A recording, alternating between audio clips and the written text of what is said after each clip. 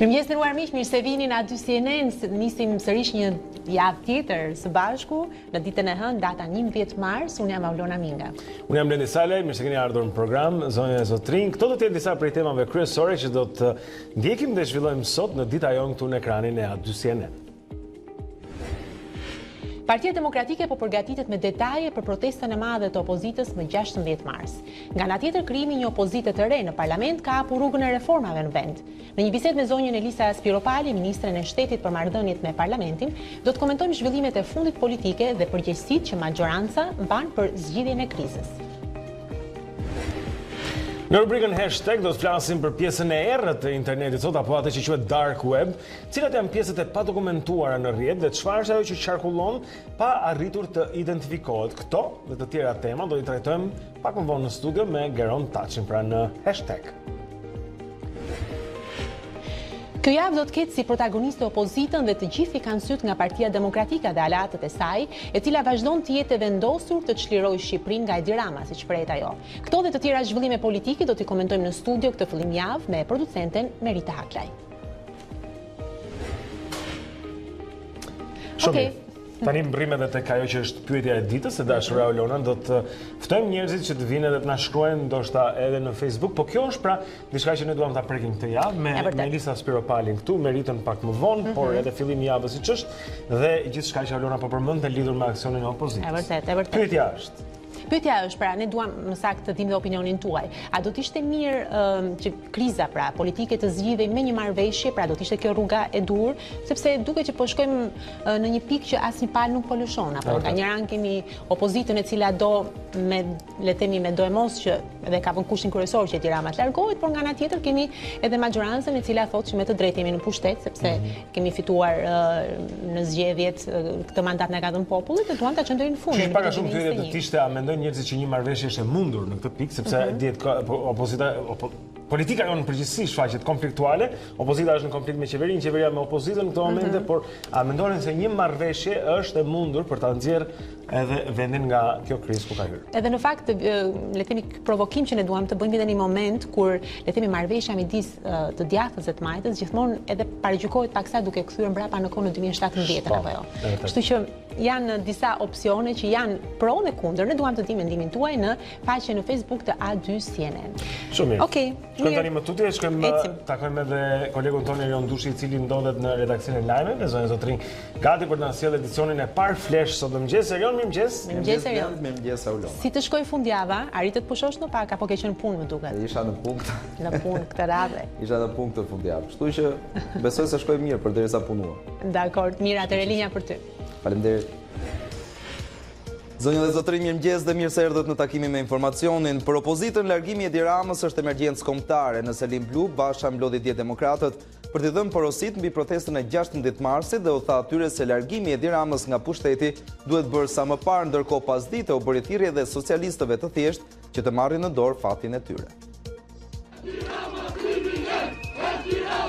Ju duhet vendosni për të ardhmen tuaj.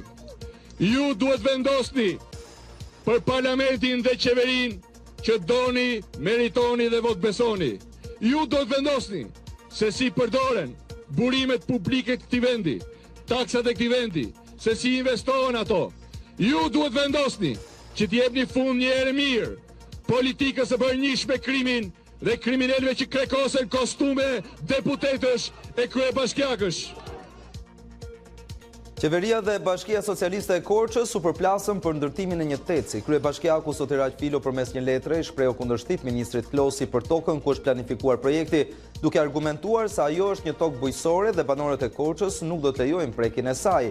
Ju kërkojnë mos për aprovimin e këtij investimi, i cili në çdo rast nuk do mund të realizohet dot në kundërshtim me vullnetin e Bashkisë Korçë, përfundon letra e kryebashkiakut. Për ministrin Klosi, ndërkohë, debati i ngritur është thjesht një zhurmë politikës së sajesave për sherr. Ministri thotë se nuk ka as autorizim dhe as leje për termocentralin me gaz në hyrje të Korçës, por vetëm një miratim në parim si investim strategjik.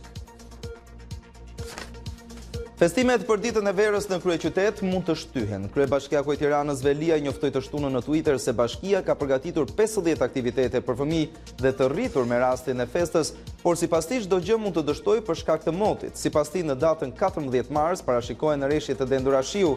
Për këtë kryebashkiaku ka krijuar një sondazh në rrjetin social ku fton qytetarët të votojnë për shtyrjen e festimeve të dielën më datë 17. Shumica e votuesve sipas një vërtimi preferojnë shtyrjen e festës. Një avion i kompanisë Ethiopian Airlines u rrëzua mëngjesin e dieshëm në Afrikë me 157 persona në bord. Avioni humbi komunikimin me kullën e kontrollit vetëm 6 minuta nga ngritja. Në rrnojat e tij nuk u gjet asnjë mbijetuar. Kryeministri i vendit Abiy Ahmed shprehu keqardhjen për humbjen e jetëve. Në avion u thonin 149 pasagjerë dhe 8 pjesëtar ekuipazhi. Piloti kishte kërkuar të kthehej, por nuk i arriti në kohë. Avioni ishte nisur nga aeroporti i Bolerit dhe kishte për destinacion Nairobi në Kenjas. Kaq për këtë takim të parë me informacionin. Faleminderit për vëmendje. Në këtë moment të parë, shkoa tani zonë zotrin që të shikojmë pak edhe se si do të jetë moti për këtë fillim javë, është hënë sot edhe ndërsa njerëzit bëhen gati për gjithçka që i pret, kam përshtypjen se moti është shumë i dobishëm. Megjithatë, le të themi që në lajmin që lexoi Erioni ishte shumë interesant dhe fakti që ky moti po bëhet një faktor i rëndësishëm sepse po na ndryshon edhe ditën e verës. Që është e njëjtën, parashikohet në shumë shi. Po, mund kjo me sondazh të shtyhet? Festimet, po. Besoj që ditë pushim duhet ngelen gjithsesi. Ka shumë shekuj tradit dhe pastaj ja, Tanja, mirëmëngjes. Kalon të dielën. Jemi pak të çuditur nga kjo. Të bëjmë një parashikim të përgjithshëm të ditës. Na garanto për ditën e verës që do të kemi më të mirë. Jo, garanto. Mos bëjmë sondazhe dhe jo, që do ketë shi, do ketë shi. Okej. Por do të ketë shi shumë dhe tër ditën. Nuk besoj, ka pjesërisht dita e verës së shi dhe mbase duke qenë se fokusohen rreshtet gjatë pjesës së parë të ditës, kjo bën ato që të shtyhen aktivitetet për aktivitetet gjatë ditës bën në fakt. Megjithatë, një parashikim i kësaj të jave për të gjithë shikuesit e A2CNN, mirëmëngjes të gjithëve. Kjo javë në fakt do të jetë me kushte të bashkëndrueshme atmosferike, kryesisht në pjesën e parë, jo vetëm për sa i përket tabelosëreshje, por edhe për sa i përket vlerave termike gjatë kësaj jave. Sot do të ketë kryesisht vranësira në të gjithë territorin, më të dëndura vranësirat janë në zonat veriore dhe qendrore, duke bërë që në orët e para dhe deri në mesnatë zonat veriore të kenë rreshje shiu deri nga mbrëmja dhe sonte në mbrëmje presim shfaqjen e dëborës në zonat veriore dhe verilindore. Ndërkohë sonte në orët e mbrëmjes sërish presim që rreshjet të zbresin drejt zonave qendrore dhe më pak rreshje në zonat të jugore, presim që gjatë ditës së nesërme deri në orët e paraditës të rreshjet të mbeten prezente, kryesisht në qendër dhe më shumë në zonat jugore ku presim edhe dëbor në zonat juglindore. Megjithatë dita e nesërme ka një përmirësim nga mesdita dhe tutje, përmirësim që vijon dhe gjatë ditës së mërkurë, e njëjtja sërish sjell vranësira dhe rreshje jo në sasi shumë të mëdha, pasi rreshjet më të mëdha i presim sot vonë pas dite deri orët e para të mëngjesit, pra deri nga ora 3-4 e mëngjesit në gjithë territorin. Megjithatë dita e premte dhe 3-4 ditë të tjera në vijim pritet përmirësim i kushteve të motit. Për sa i përket vlerave termike, sot ka patur një rritje të lehtë të temperaturave në mëngjes në të gjithë territorin. Mesdita ruam vlera thuajse konstante me një ditë më parë, me një rënje të lehtë kjo në zonat veriore dhe verilindore ku gjatë gjithë ditës do ketë rreshje, pritet që maksimumi të ruhet në rang territori rreth 19 apo 20 gradë, kjo në zonat jugperëndimore, ndërkohë që ka një rënje në vlerat maksimale të mesditës së sotme për shkak të vranësirave dhe rreshjeve në zonat veriore dhe lindore të vendit, por rënja e ndjeshme do të jetë në mëngjesin e nesër dhe në mesditën e nesërme, si edhe gjatë ditës së mërkurë. Megjithatë detajet të parashikimit për Shqipërinë, por edhe për rajonin dhe Europën do të japim edhe pak më vonë edhe dyert e tjera që ne do të jemi tek dita jon, por edhe gjatë edicioneve informative. Patjetër Tanja. Në rregull, mirë, ky është informacioni i parë me Tanjën. Faleminderit, ndërkohë që ne tani jemi një vështrim edhe trafikut, apo jo, është ora 7:10 minuta, kështu që të shikojmë se si paraqitet trafiku në kryeqytet. Nëse ka filluar lëvizjet apo jo. Ja ku e shohim. Kjo është një hartë pra e Tiranës në këto momente, nëse mund ta shohim, ka me të verdhë dhe pra ngjyra është tregon që është me ngadalësim atje ku është qendra spitalore universitare Nën Tereza, ku bashkohet me Unazën, do të shikoni se është me ngadalë. Dali deri në disa prej segmenteve të veta gjithashtu ka ngadalësi, pra është pjesa kur vjen nga lindja e qytetit drejt qendrës. Do të shohim gjithashtu se rruga e Dibrës, momentin kur rruga e Dibrës takohet me Nëntkaçet, siç e quajmë, ka ngadalësim, pra zbritja drejt sheshit Skënderbej tregon që ka ngadalësim në atë semaforin aty. Rruga e Kavajës gjithashtu ndërsa shkon drejt 21 dhjetorit, paraqet pak ngadalësim, kemi edhe bllokun Vasishanto. Por, po të shikojmë, në përgjithësi pra lëvizja në Tiranë dhe dominuese në këto momente është ngjyra e gjelbër, tek qyteti Studenti, gjithashtu në rrugën e Elbasanit, pra zbritja drejt Tiranës në disa prej semaforëve atje mund të ofroj disa makina që janë rresht në semafor, por asgjë e rëndësishme apo ngadalësim i tepërt për të raportuar në këto momente. Në përgjithësi qyteti tani kalohet lehtësisht. Kalohet lehtësisht. Mirë, në rregull, është ditë e hënë, jemi në fillim të javës, është ende shpejt. Prisni pak, Dakor, do të shikojmë vërtet. Mirë, lidhemi sërish me sotën e lajmeve, kemi atje Eraldin për të marrë informacionet e para të kësaj jave, që besoj në fundjava si për herë për sport ka se çfarë të tregoj dhe të dokumentoj, apo jo Erald, sepse dihet që në fundjavë ka aktivitete sportive, ka ndeshje, nuk e di për çfarë do na fillosh na informosh si fillim. Fundjava është ajo që të gjithë e presin, jo vetëm Shqipëri, por në të gjithë Europën. Dhe ne do ta fillojmë me Serie A. Fiorentina dhe Lazio barazuan 1-1 dhe frenojnë në garën drejt kupave të Europës. Kryeqytetasit nuk arritën të menaxhonin avantazhin me Immobilen pasi vjollcët evituan humbjen fal Luis Muriel, i cili realizoi golin e 6 në 8 ndeshje. Ndërkohë Lorenzo Insigne shpëtoi Napolin duke shënuar në minutat e fundit golin e barazimit 1-1 në fushën e Sassuolos. Napolitanët mbeten në vendin e dytë, por diferenca nga Juventusi kryesues është rritur në 18 pikë. Në pritje të derbit, Interi mbajti hapin e Milanit të vendit të tretë dhe fitoi 2-0 me Spal me golat e Politanos dhe Gagliardinit. Do të spostohemi në Spanjë, në La Liga, aty ku pas 3 humbjeve, 2 në klasiko me Barcelonën dhe ndaj Ajaxit në Champions, të cilat e rënuan sezonin e Realit të Madridit, Los Blancos u kthyen te suksesi dhe këtë e bën në fushën e Valladolid. Skuadra e Solarit fitoi 4-1 në transfert me golat e Varane, 2 rjeta nga Benzema dhe Luka Modric, sukses që i mban në vendin e tretë të renditjes. Pas 3 humbjeve, 2 në El Clasico me Barcelona dhe me Ajaxin, pra Reali Madridit fitoi, por gjithsesi në stadiumin Jose Zorrilla ndodhi gjithçka duke nisur nga minutat e para të sfidës, ku ndërkohë që futbollistët ishin në nxemje, impjanti i ndriçimit pësoi një defekt. Lojtarët qëndruan në fushën e errësirë, ndërsa për të krijuar atmosferë menduan tifozët me dritat e telefonave. Sigur të mos mjaftonte ajo që ndodhi, polemikat shpërthyen edhe gjatë ndeshjes. Valladolidit ju anuluan 2 gola në pjesën e parë të takimit, por pikpyetjet lindën pas imazheve të televizionit spanjoll. Pas anulimit të golit të minutës së 14 të Sergio Guardiolës, dhoma e asistentëve për sistemin VAR ishte e boshatisur. Ky episod bëri bujë në mediat botërore, ndërsa sipas organizatorëve të La Ligas, arbitrat e VAR-it ndodheshin në pozicionet e tyre, por bëhej fjalë vetëm për një gabim të regjisë. Kjo ishte gjithçka për sa i takon një pjesë të ngjarjeve sportive, të cilat kanë karakterizuar këtë fundjavë. Mirë, Erald, ne vërtet falenderojmë, do të kemi mundësi të lidhemi sërish së bashku për tjera informacione. Faleminderit dhe punë të mbar. Okej. Shkojmë tani tek ajo që ne quajmë kjo datë në histori, zënë zotrin këtu janë disa nga përmbledhjet e, po themi, ngjarjeve historike më të rëndësishme të datës 11 mars ndër vite. I shohim ato të renditura në rendin kronologjik tani. 1669 vulkani Etna në Itali shpërthen duke vrarë 15.000 njerëz përreth Katanias në Sicili. 1702, botohet gazeta e parë britanike Daily Courant. Gazeta përbëhej nga një fletë vetme. Botuesi Elizabeth Mallet tha se gazeta do të sillte vetëm lajme pa komente, pasi lexuesit ishin aq në gjendje për të gjykuar vetë rreth asaj që lexonin.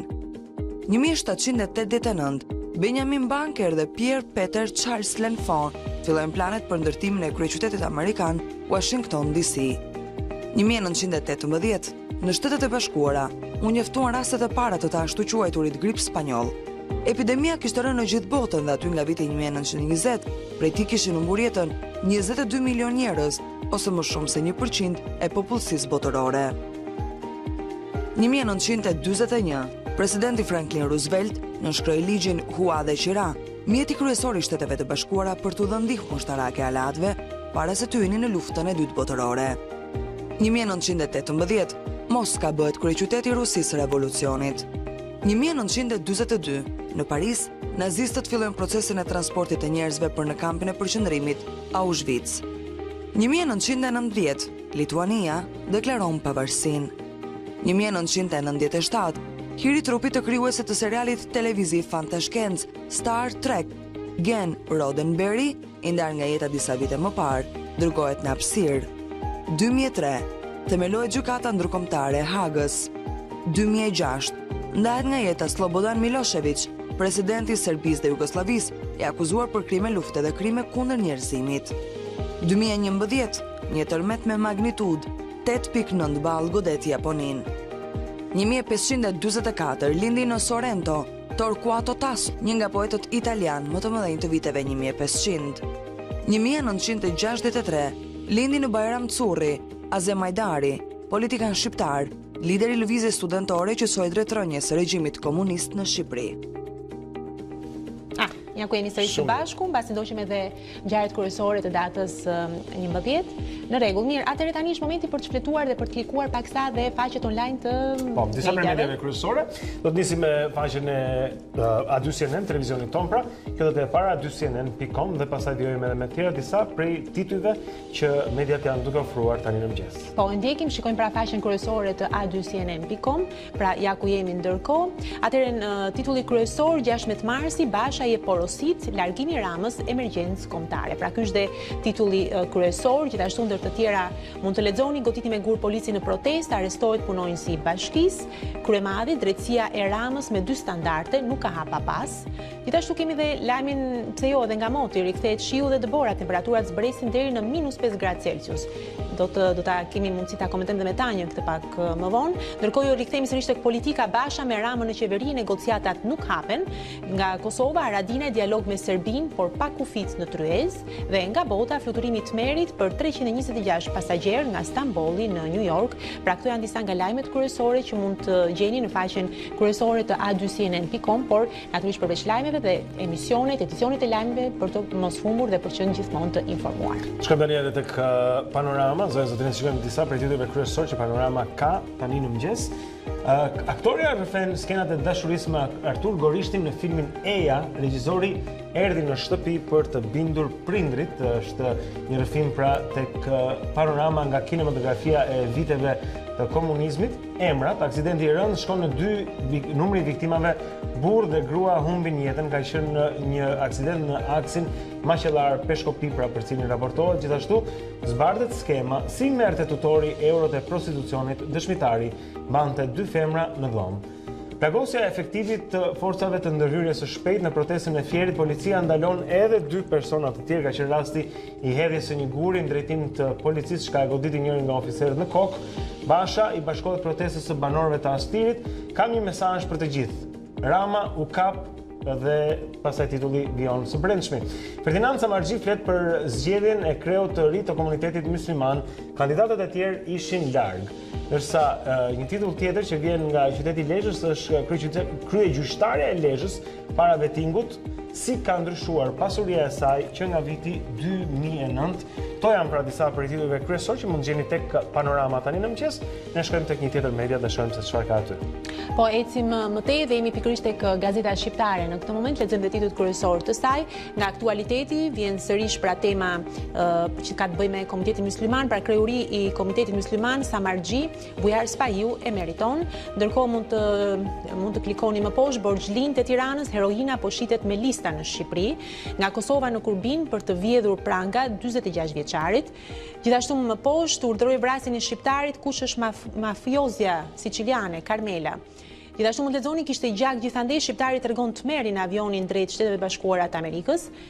Dhe mëtej, tec në Korç, Klosi, s'ka shans, zhurmë tipike e politikës së sajesave për sherr. Pra këto janë lajmet kryesore që mund t'i gjeni duke klikuar në faqen e Gazetës Shqiptare. Shkojmë tek tema tani në mëngjes. Flet Lefter Maliqi pse është merruar PD-ja nga opozita e re që po zë vendet në parlament. Është njëra nga temat që zë hapësirë te Gazeta Tema Online. Gjithashtu protestat në Algjeri fillimisht paqësore dhe më pas brutale. Ndërprerja e kampionatit Bamir Topi futbolli ka vite që vritet çdo ditë. Në një analizë tek tema lexojmë Rumania na zbon nga shtëpia, ndërsa tjetra është gomat e djegura dhe mandatet e djegura. Gjithashtu mund gjeni një intervistë në gazetën Tema, flet Luiq Gjokaj, një nga faktorët relevant të arritjes së koalicionit që rriti peshën politike të shqiptarëve në Malin e Zi dhe zbulimi i ri, adoleshenti krijon të brendshmet që tregojnë kancerin e gjirit. Pra, një tjetër risi shkencore që mund ta zbuloni më shumë tek faqet e gazetës Tema. Mirë, lajm shumë interesant. Po ndërkohë vazhdojmë me si më tej në një tjetër të përditshëm. Kam me ndjeshmëri për sensorën, po, e të vjen një mesazh ose shpresoj që jo. Mirë, po, tamam. Mirë, eci më tej me një tjetër të përditshme për të parë, po jemi tek Mapo në këtë moment. Atëherë Berisha mashtrimi Veliajt për fundjavë në Como, por del në televizor. Gjithashtu mund të lexoni Rama krahason Roskovecin me Toskanën, më tej fitoi 9.7 milion sterlina në llotari, tani ngarkon dru. Pse po rrëzohen avionët e rinj, pra linjat ajrore që rrezikojnë më tepër, në Fier plagosja e efektivit të policisë. Gjithashtu mund të lexoni tronditë Dibra plagosen 2 të rinj, autori në kërkim, në Peshkopi aksidentohen me motor, humbin jetën burrë e grua dhe më poshtë pse Veliaj po imiton Fatosnanon me festimet e ditës së verës. Për rezimin e Haradinajt, lista serbe e gatshme të votohet dhe gjithashtu thirrja e Bob Hand shpresoi që situata të mbetet paqësore. Pra këto janë disa nga shkrimet kryesore që mund të klikoni në këtë moment, pra në këtë të përditshme. Eci më tej. Shkojmë edhe tek shqiptare.com, shikojmë aksidentin në Dibër, pra ka zënë vendin kryesor tek faqja e kësaj, nëse zbresim më poshtë tek shqiptare.com, shohim edhe temat e politikës atje. Rama me krahët hapur zbulon Toskanën në Tonza në Roskovec, hapni syt thot ai. Çka ka shkaktuar dhe reagimin në web, midis njerëzit kanë dashur pastaj të qeshin me krahasime të Roskovec Toskan. Goditi me gur policin e FNSH-s pranë punonësit të bashkisë Mallakastër dhe 2 personave të tjerë, është një tjetër titull pra. Ikën dielli, nesër rikthehet shiu dhe të bora tek panorama, tek gazeta shqiptare.com. Do të gjeni edhe ftohjen sërish të motit, gjithashtu edhe ky konflikt po e quajmë midis ministrit Klosi dhe kryebashkiakut të Korçës lidhur me një tec të mundshëm që mund të ndërtohet atje, pra ka qenë një letër e Sotiraj Filos që i është drejtuar ministrit Klosi. Këto dhe të tjera zën vend tek shqiptarja.com tani në mëngjes. Okej. Vazhdojmë më tej, shikojmë se ku jemi tek reporter.al, pra të shikojmë se çfarë ka në faqen e saj kryesore. Adriatik Llalla punson lobist në Shtetet Bashkuara të Amerikës për të shpëtuar nga lista e zezë.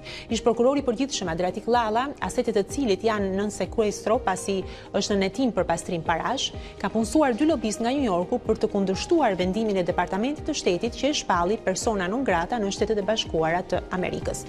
Eci më poshtë nga vendi, skeda e pasurisë deklaruar Ornela Naqellari, kryetare e gjykatës Lezhë. Gjithashtu KPK shkarkon prokurorin Arqilea Koça, rrihet për shkak të detyrës një doktor në Lezhë, pra janë të tjera lajme që vinë, dhe rajoni lajm incidenti Darkës nxit thirrje për panshmëri.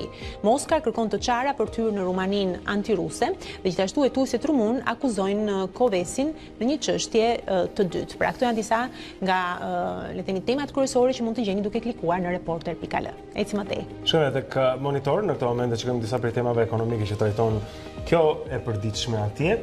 Azilet dhe shërbimet për të moshuarit janë si përmarrjet e së ardhmes, është njëri nga titujt që mund gjeni tek të fundit nga vendi, tek Monitor, si po kujdesen shqiptarët për veten. Milionat e biznesit të kozmetikës, tregu i produkteve kozmetike në Shqipëri po shes zgjerim çdo vit dhe kërkesë në rritje, raporton revista Monitor. Gjithashtu, industria e bimëve mjekësore, qeveria nuk po na merr seriozisht, mund të hapin 43.000 vende pune, deklarojnë pra ata që janë të përfshirë në këtë industri të bimëve medicinale. Plakja e popullsisë, bizneset që lulëzojnë për shkak të saj dhe shifrat e Eurostatit, shqiptarët jetojnë për tu ushqyer. Kjo një tjetër edhe në ekonomike që tregon se shumë nga të ardhurat që shqiptarët fitojnë shkojnë thjesht për, si thua, bazat pra ushqimore. Okej, në rregull, ecim më tej. Për të parë jemi tek shtypi nga Kosova në këtë moment, jemi tek Kohanet dhe lexojmë vazhdon ankesa e kategorive që s'po mund të marrin 2 lloje pensionesh. Gjithashtu Komuna Mitrovicës u jep leje bizneseve për punë të dielave, as nëse paguajnë. Gjithashtu mund të lexojmë Batatina janë grumbulluar më shumë se 30 nënshkrime për shkarkimin e ademit. Gjithashtu aktivistëve të vendosjes pastrojnë nënkalimin në Kalabri, i kërkojnë komunës funksionalizimin e plot. Gjithashtu, ideja e korrigjimit të kufive i shqetëson shqiptarët e Zubim Potokut zduan të jetojnë në Serbi. Pra këto janë disa nga lajmet kryesore që vinte nga pikërisht e përditshmja koha net. Eci më tej, besoj tani është momenti i shtypit ndërkombëtar. Po kemi CNN-in, shikojmë pak CNN-in shumë shpejt. 2 katastrofa në më pak se një vit për Boeing është për herën e dytë që një Boeing 737 Max 8, një avion i këtij lloji është përplasur dhe është rrëzuar vetëm disa minuta pas që është ngritur në fluturim duke i vrarë të gjithë ata që ndodheshin në bord. Kjo ngre shqetësimin që CNN vendos në kolonën kryesore, 2 katastrofa në më pak se një vit për Boeing dhe janë pikpyetjet që ngrihen lidhur me sigurinë që ofrojnë këta avion. Pete Buttigieg ka pyetur nëse Pence do të ishte më mirë se Trump, ka patur atë reagim që shihet edhe në qendër të faqes tek CNN. Gjithashtu një ciklist tepër i ri, Kelly Catlin, ka vdekur në moshën 23 vjeçare, njëri nga ciklistët që përfaqësonte Shtetet e Bashkuara të Amerikës, është gjendur i pajetë. Dhe në fund fare lexojmë edhe për Trumpin, i cili fton një tjetër sherrë me demokratët për zgjedhjet e vitit 2020, raporton CNN.com tani në mëngjes. Mirë, në rregull, këto ishin edhe gjithçka që mund të shikoni në faqet online të Shtypit të Përditshëm dhe ne ja u sugjerojmë këtë. Ndërkohë ecim tani, kemi fotot e ditës për ato që kanë bërë lajm një ditë më parë dhe më pas rikthehemi këtu në studio për të vazhduar me tjera momente të emisionit tonë. Mos u largoni.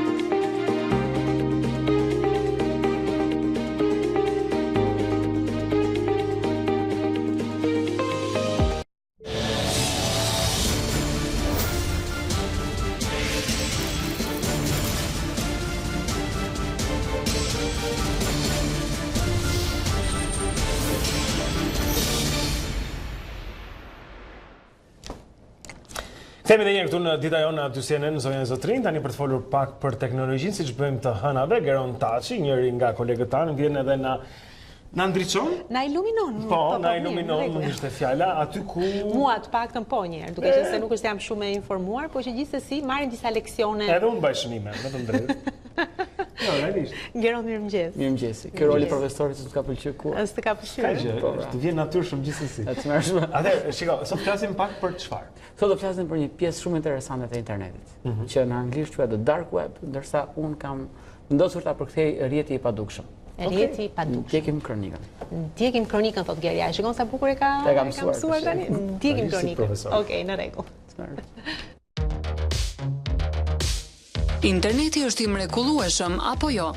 Mund të komunikoni me kushërinjtë emigrant në Amerikë apo Itali dhe Gjermani, dhe me një klik shikoni video nga më të çuditshmet në YouTube.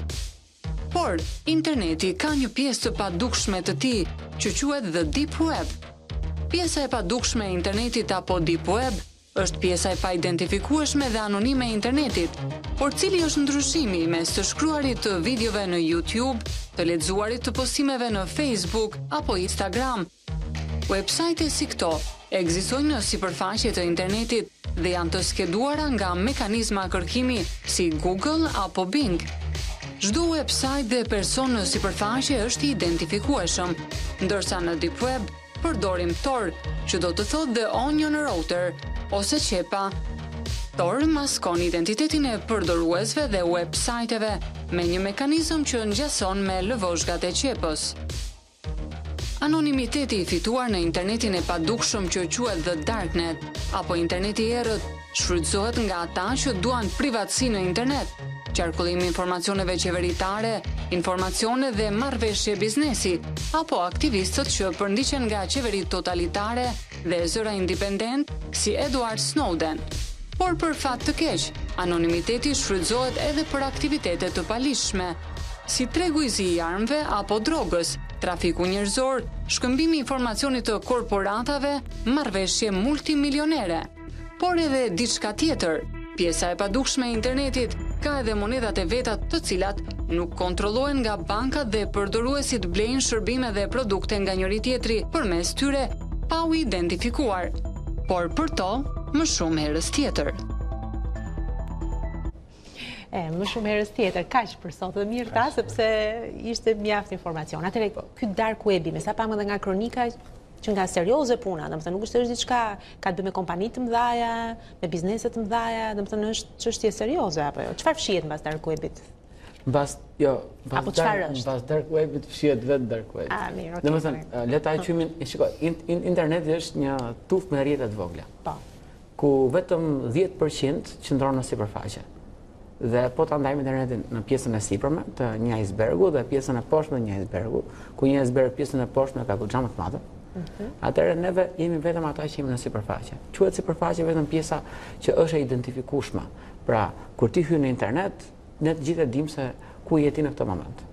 Sepse ti lidhesh me një kompani që të ofron internetin, a lidhesh me një kompani tjetër, është shumë e rrallë. Të gjithë kuptojnë që të vjen interneti ke shtëpia. Ndërsa kur je në dark web, neve nuk e kuptojmë se ku je ti në momentin që ti komunikon apo pra ruan një lloj anonimati, le të themi, apo jo, që s'do që të tjerë të kuptojnë shumë gjëra rreth te. Dhe këtu pastaj ndodhet edhe tregtia, ndodhet edhe pjesa e personave të cilët janë kundër një regjimi totalitar, si për shembull kemi rastin e personave të cilët ishin kundër Erdoganit në Turqi. Kishim pranverën arabe, të cilat patën një le ta them një spuntë shumë të fortë nga dark webi. Konkretisht për kuptuar dhe për teleshikuesit, megjithëse ti po jep shembull konkret, si ka funksionuar, si funksionon në fakt?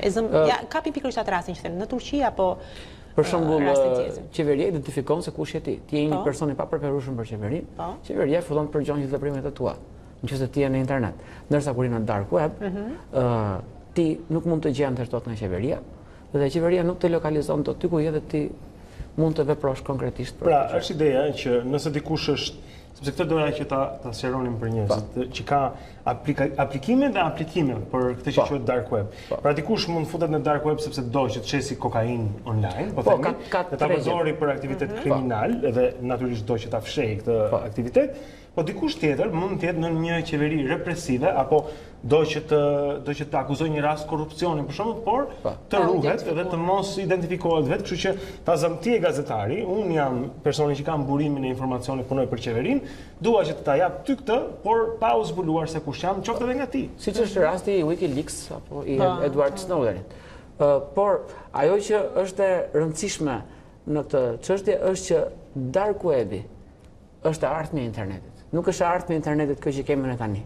Sepse interneti nisi si një rrjet i brendshëm ushtarak për të ndarë informacionin, pastaj e morën akademikët mbas viteve 80, pastaj tani e invaduan rrjetet sociale që jemi të gjithë në Facebook andaj këtej.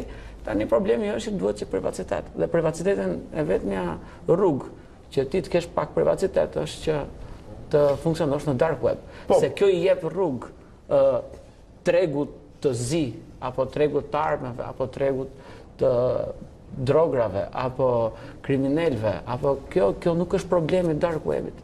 Sepse neve nuk mund të akuzojmë që shikose me çekiç t'i thyen gishtin, edhe ai tani teqim çekiçin edhe mos ngulim as i gosht. Jo mirë, dakor. Pyetja për mua do të ishte si Si kalon dikush nga webi i zakonshëm, përdorimi i zakonshëm, po themi njëri nga ata që na ndjek tani, në një përdorim të dark webit. Ku është ky dark web? Si futet? Çfarë adrese ka? Do të pyesë dikush. Atëherë dark webi nuk ka website të mirëfillta ose adresa website-sh të mirëfillta. Ato ndrojnë gjatë gjithë kohës. Dhe që ti të futesh në një rrjet të tillë të duhet vetëm një software që është ndërtuar nga kompania kërkimore amerikane, Navi Arova emrin tani. Okej. DARPA. Okej, nga DARPA. Nga DARPA dhe është lënë free për gjithë. Ky sistem quhet Tor. Tor përkthehet konkretisht po t'i heqim një dy gjëra teknike është qepa. Dhe koncepti është i tillë që Tori ndërton shtresa, siç janë lëvozhgat e qepës dhe rreth pjesë nënde, në rreth identitetin tënd, që askush mos e të gjejë ty dot. Domethënë, nëse do të gjej ty në atë rrjet, unë duhet të heq një nga një, është një përdorur shumë e lodhshme, nuk e merr mundimin Tori është është një software që Tori është një software, jo që shfleton internetin, por që shfleton të gjitha websajtet brenda rrjetit Tor. Dhe websajtet e rrjetit Tor janë të ndërtuara në dy zona, mbarojnë me .onion, domethënë .qepa, dhe kanë një emër alfanumerik i cili ndron shumë shpesh. Domethënë kanë shifra nga 1 ke 7 dhe nga A ke Z-ja. To kombinohen gjatë gjithë kohës dhe ti nuk e di asnjëherë adresën e websajtit, por gjatë gjithë kohës ti kërkon për update-et se ku nuk është websajti dhe merr informacionin. Një nga tregjet më, po që shiko, për fëmijët është e rrezikshme. Realisht, sepse nuk e di sa kam e doja ta citoja këtë gjë. Sepse shikoj sepse çfarë ndodh me fëmijët. Domethënë, kam vënë re që shqiptarët thonë më punon djalit tër ditën në kompjuter.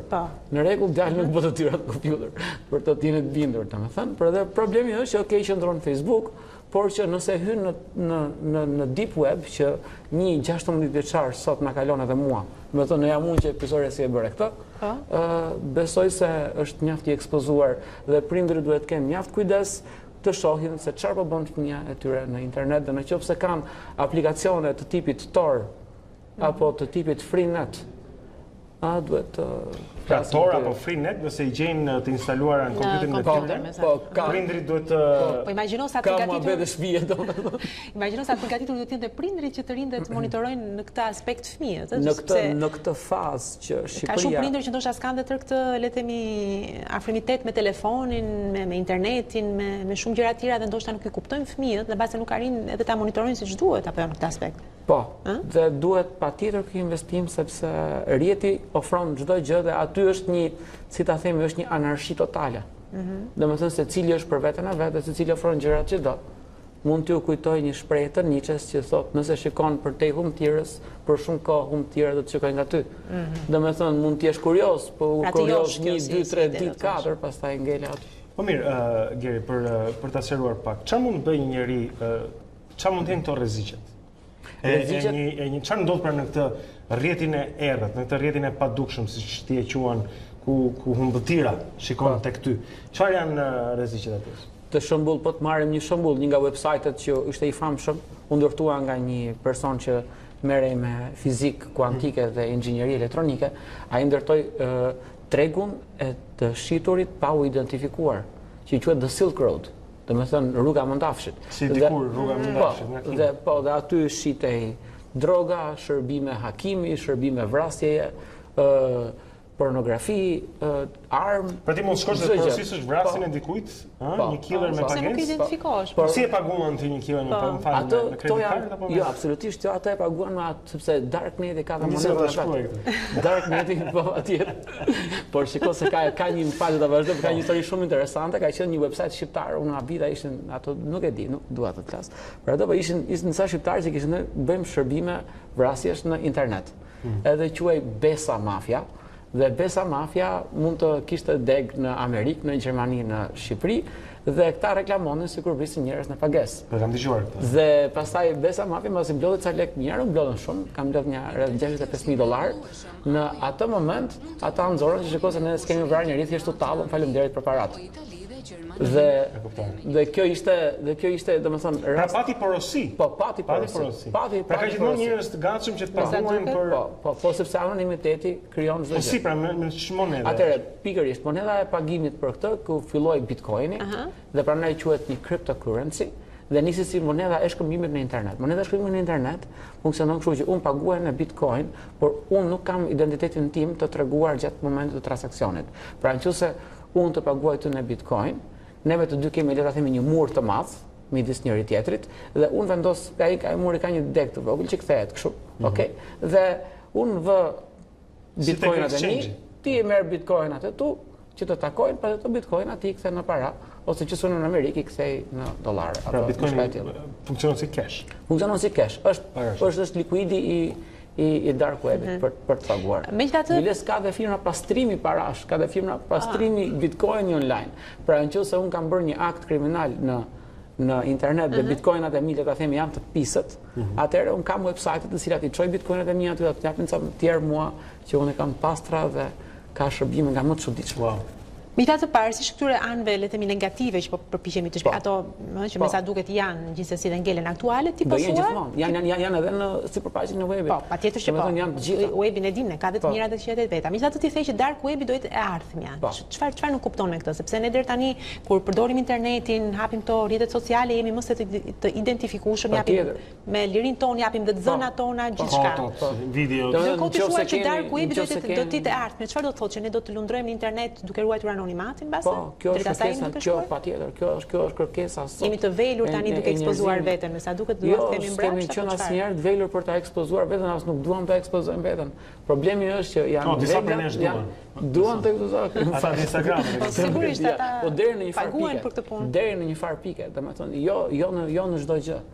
Sepse për shembull Instagram, Facebook, Google arrin të trakojnë një qenë njerëzore deri në maksimum. Biles presupozohet që në të ardhmen do marrin vetëm pozitë tua biologjike dhe me bazë atyre do ofrojnë shërbimet.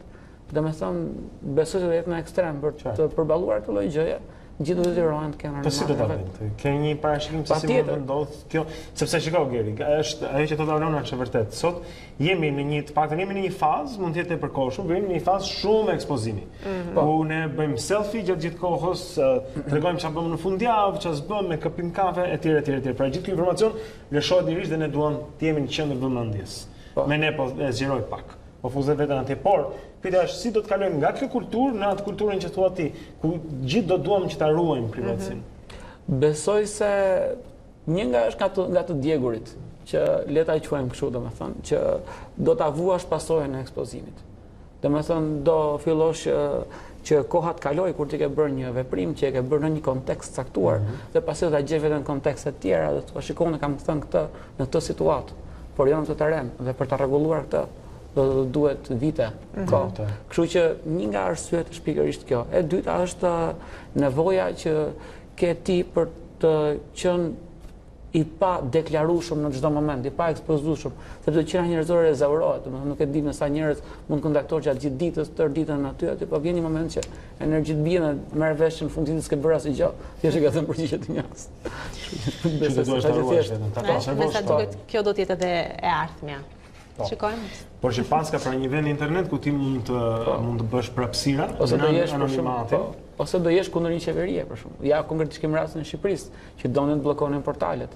Të gjitha portalet do kalojnë pastaj do kalojnë në dark web, nëse intensifikohet nga qeveria shqiptare pjesa e ekspozimit të informacionit online. Atëherë aty është e padiskutueshme. Pra do të kalojmë në një tjetër nivel.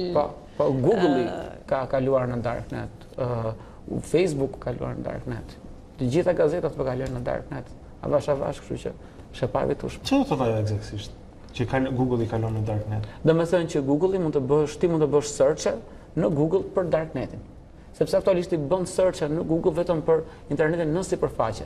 Dhe Google i indekson vetëm 0.03% të internetit në sipërfaqe. Pra nuk është se Google është aq mirë me letra siç duket. Ja kuptoj. Kjo është. Okej. Wow, tash dalim pak nga kjo votë dark web. Dalim në dritën e mëngjesit në fundit. Faleminderit Geri, ishte bisedë shumë interesante kjo sot. Okej, mirë. Kthehemi pak tek realiteti shqiptar. Më konkret, më i prekshëm ende atje, po. Erion Ndushi, zotrin kolegu ynë na pret në anën tjetër të redaksisë së lajmeve këtu në CNN. Kujtojmë edhe pyetjen e ditës, mos harrojmë. Patjetër. Mendoni që një marrëveshje do të ishte zgjidhja e krizës politike, po? Pra kjo është pyetja që do ju bëjmë sot në Facebook dhe kemi dëshirë të marrim edhe opinionin tuaj, do t'i lexojmë pas pak disa prej opinioneve që kanë mbritur. Kështu që gjithsesi jeni edhe ju pjesë e programit tonë. Por tani kalojmë tek studio lajmeve, kemi atje Erionin për të marrë të tjera informacione të ditës. Erion, linja për ty atëherë. Faleminderit. Galezha Monika Kryemadhi foli për frikën e kryeministrit Rama nga dosjet që si pasaj faktojnë vjedhjen e votës. Mbajtja një pushteti të grabitur shtoi ajo solli djegjen e mandateve, ndaj nuk ka asnjë hap pas, duke qartësuar kryeministrit, ndërkombëtarëve apo kujtdo tjetër që artikuloni idhenë e reflektimit mbi mandatet e dorëzuara. Kryemadhi ndër të tjera akuzon si fajtore drejtësinë e Edi Ramës. Opozita prej ditësh vijon turet në qytete të ndryshme të vendit, si nxehje përpara garës së protestës së 16 marsit. Policia arrestoi ditën e djeshme punonjësin e Bashkisë Mallakastër, i cili goditi efektivin e policisë së forcave të ndërhyrjes së shpejtë me gur gjatë protestës së të shtunës të zhvilluar në Fier.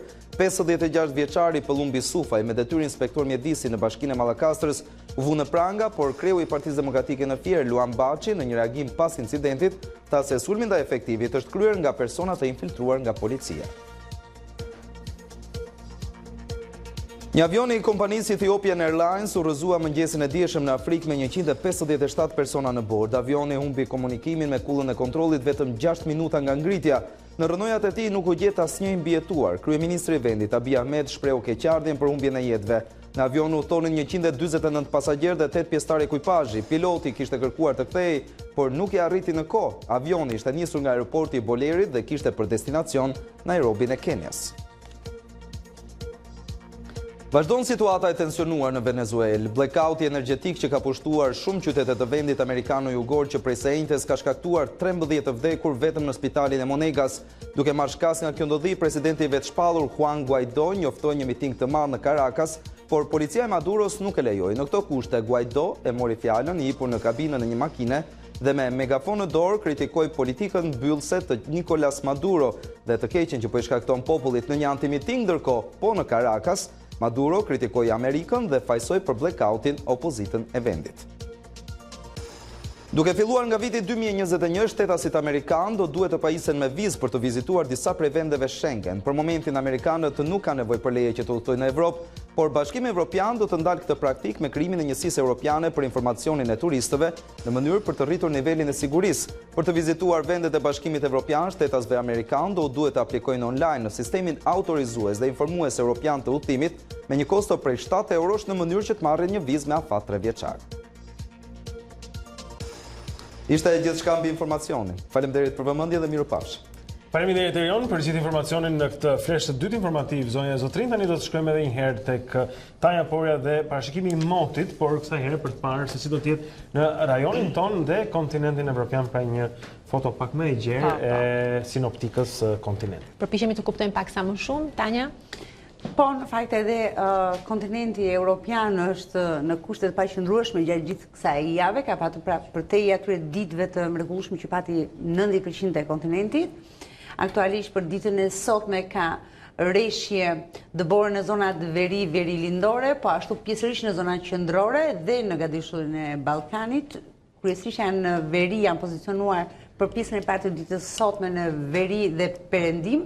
Gradualisht ato do të zbresin dhe drejt jugut, duke përfshirë të gjithë territorin, edhe territorin shqiptar, por edhe një pjesë të Greqisë. Kjo është situata e rreshjeve në kontinentin evropian, ndërkohë thamë rreshje dëbor në veri, në pjesën më të madhe të veriut dhe të qendrës, ndërkohë në Ballkan brigjet detare do të kenë rreshje shiu, ndërkohë më në thellësi të gadishullit rreshje dëbore, kjo që sonte në pjesën e dytë të ditës, madje gjatë ditës së nesërm, çdo rreshje që do bjerë në pjesën më të madhe të Ballkanit do të jetë rreshje dëbore. Temperaturat janë ulur në veri dhe pjesën më të madhe të qendrës, duke përfshirë në fakt edhe Francën, ndërkohë jugu mbetet në vlera termike të larta edhe për ditën e sotme. Ndryshimi ndodh në pjesën më të madhe të kontinentit gjatë ditës së nesërme, ku rënja e temperaturave, pra masat ajrore veriore do të depërtojnë deri poshtë në juglindjet e Europës dhe do të kapë dhe një pjesë të jugut të Italisë, por edhe të gjithë gadishullin ballkanik. Kjo është situata sot, pritet maksimum në rang kontinenti diku ke 23-24, por Nesër jo më shumë se 17-18 gradë Celsius. Okej. Një ftohje e lehtë. E lehtë, duhet ndoshta përpara se të themi Gjithë natë dhe mirë. kam përshtypjen që tani është kemi sigurinë Mirë, e sigurisht. kalendarit që nuk themi do të pas në dimër, kështu që. Po, pra vera na pret gjithsesi. Okej, në rregull, mirë. Është ora 7:51 minuta, kështu që le të jemi një vështrim të trafikut për të parë nëse në këtë, le të themi pak a shumë 30 minuta ka lëvizur diçka, nëse rrugët kryesore janë le të themi, zënë nga trafiku i rënduar dhe me sa po shoh po. Po, mund të shikosh që ngjyra ka ndryshuar. Njëra që bie në sy është bulevardi Jean d'Arc, pra pjesa e Unazës, e cila është e bllokuar dhe e rënduar që nga semafori që ndodhet tek xhamia e re, pra tek rruga Elbasanit, deri tek Bryli, e gjithë ai segment pra para Ministrisë së Punëve të Jashtme është i rënduar dhe me trafik, edhe më tutje madje. Po shikojmë pastaj rrugën Hoxha Tasin, ndërsa zbritet është linja e porcelanit që kalon aty, është e ngadalt, ndërsa takon Unazën, Unaza në disa segmente është e ngadalt. Gjithashtu ngadalësim ekstrem mund të kemi tek qendra spitalore universitare Nën Tereza, ndërsa zbresim poshtë pra rrugës së Dibrës nga kinostudioja.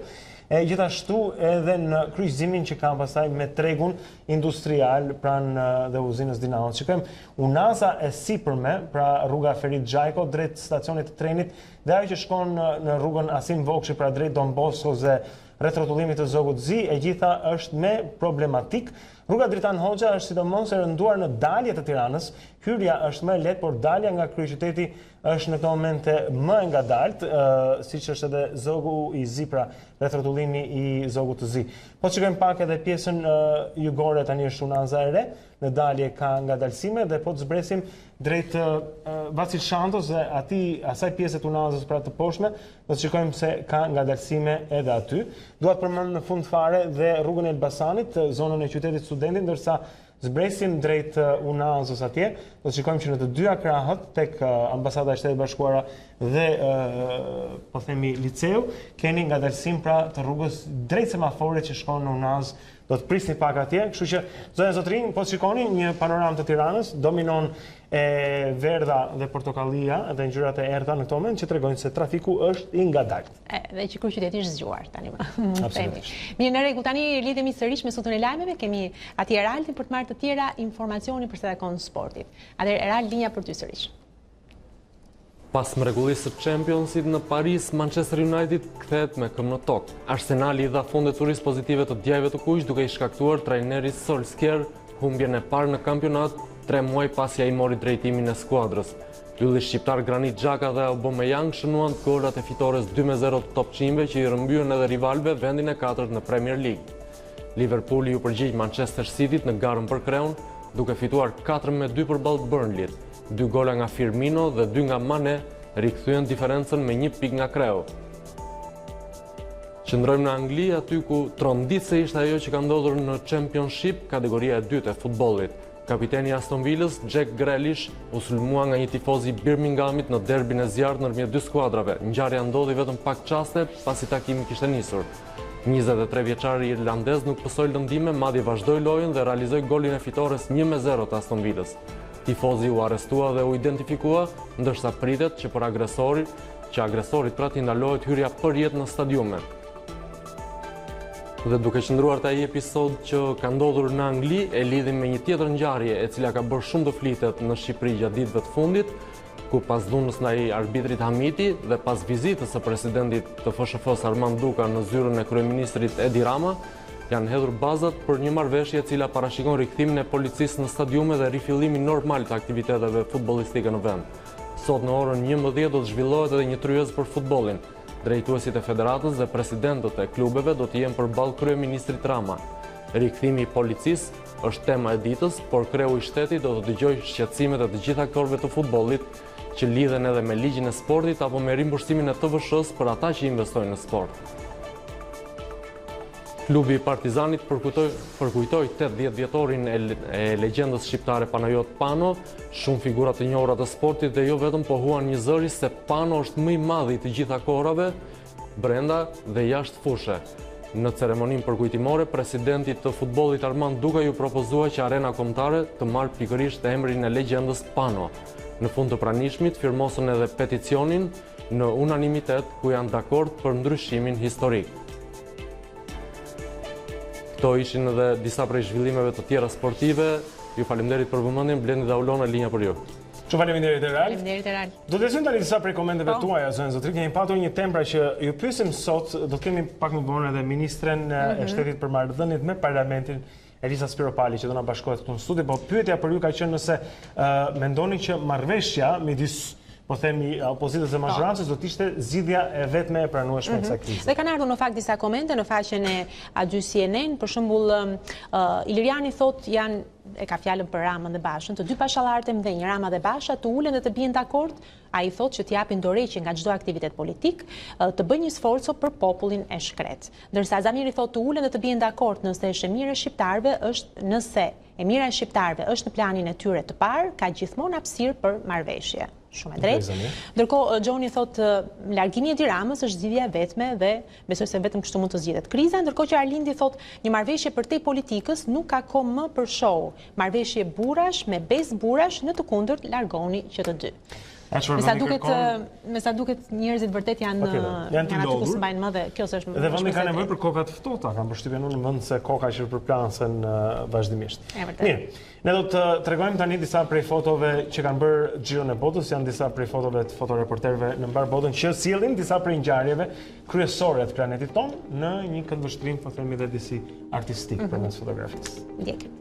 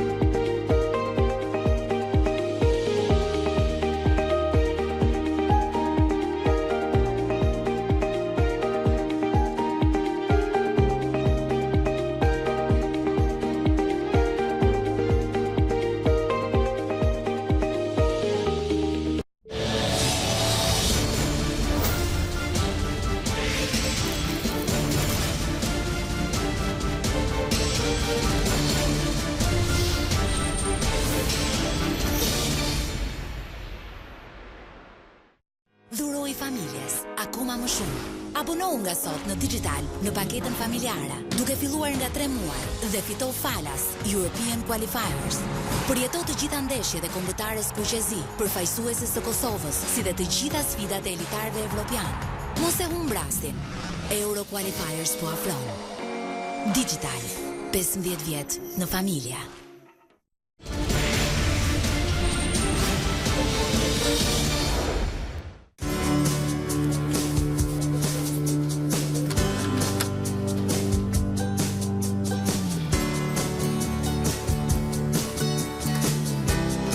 Që realizoi historinë.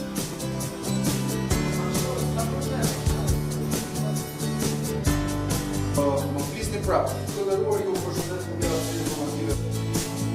Në tregun mediatik shqiptar tani po hyn një televizion i ri me kualitet dhe standarde globale, i frymëzuar dhe në bashkëpunim me partnerët ekskluziv të CNN. Unë jam Arlind Disa, shihemi së shpejti.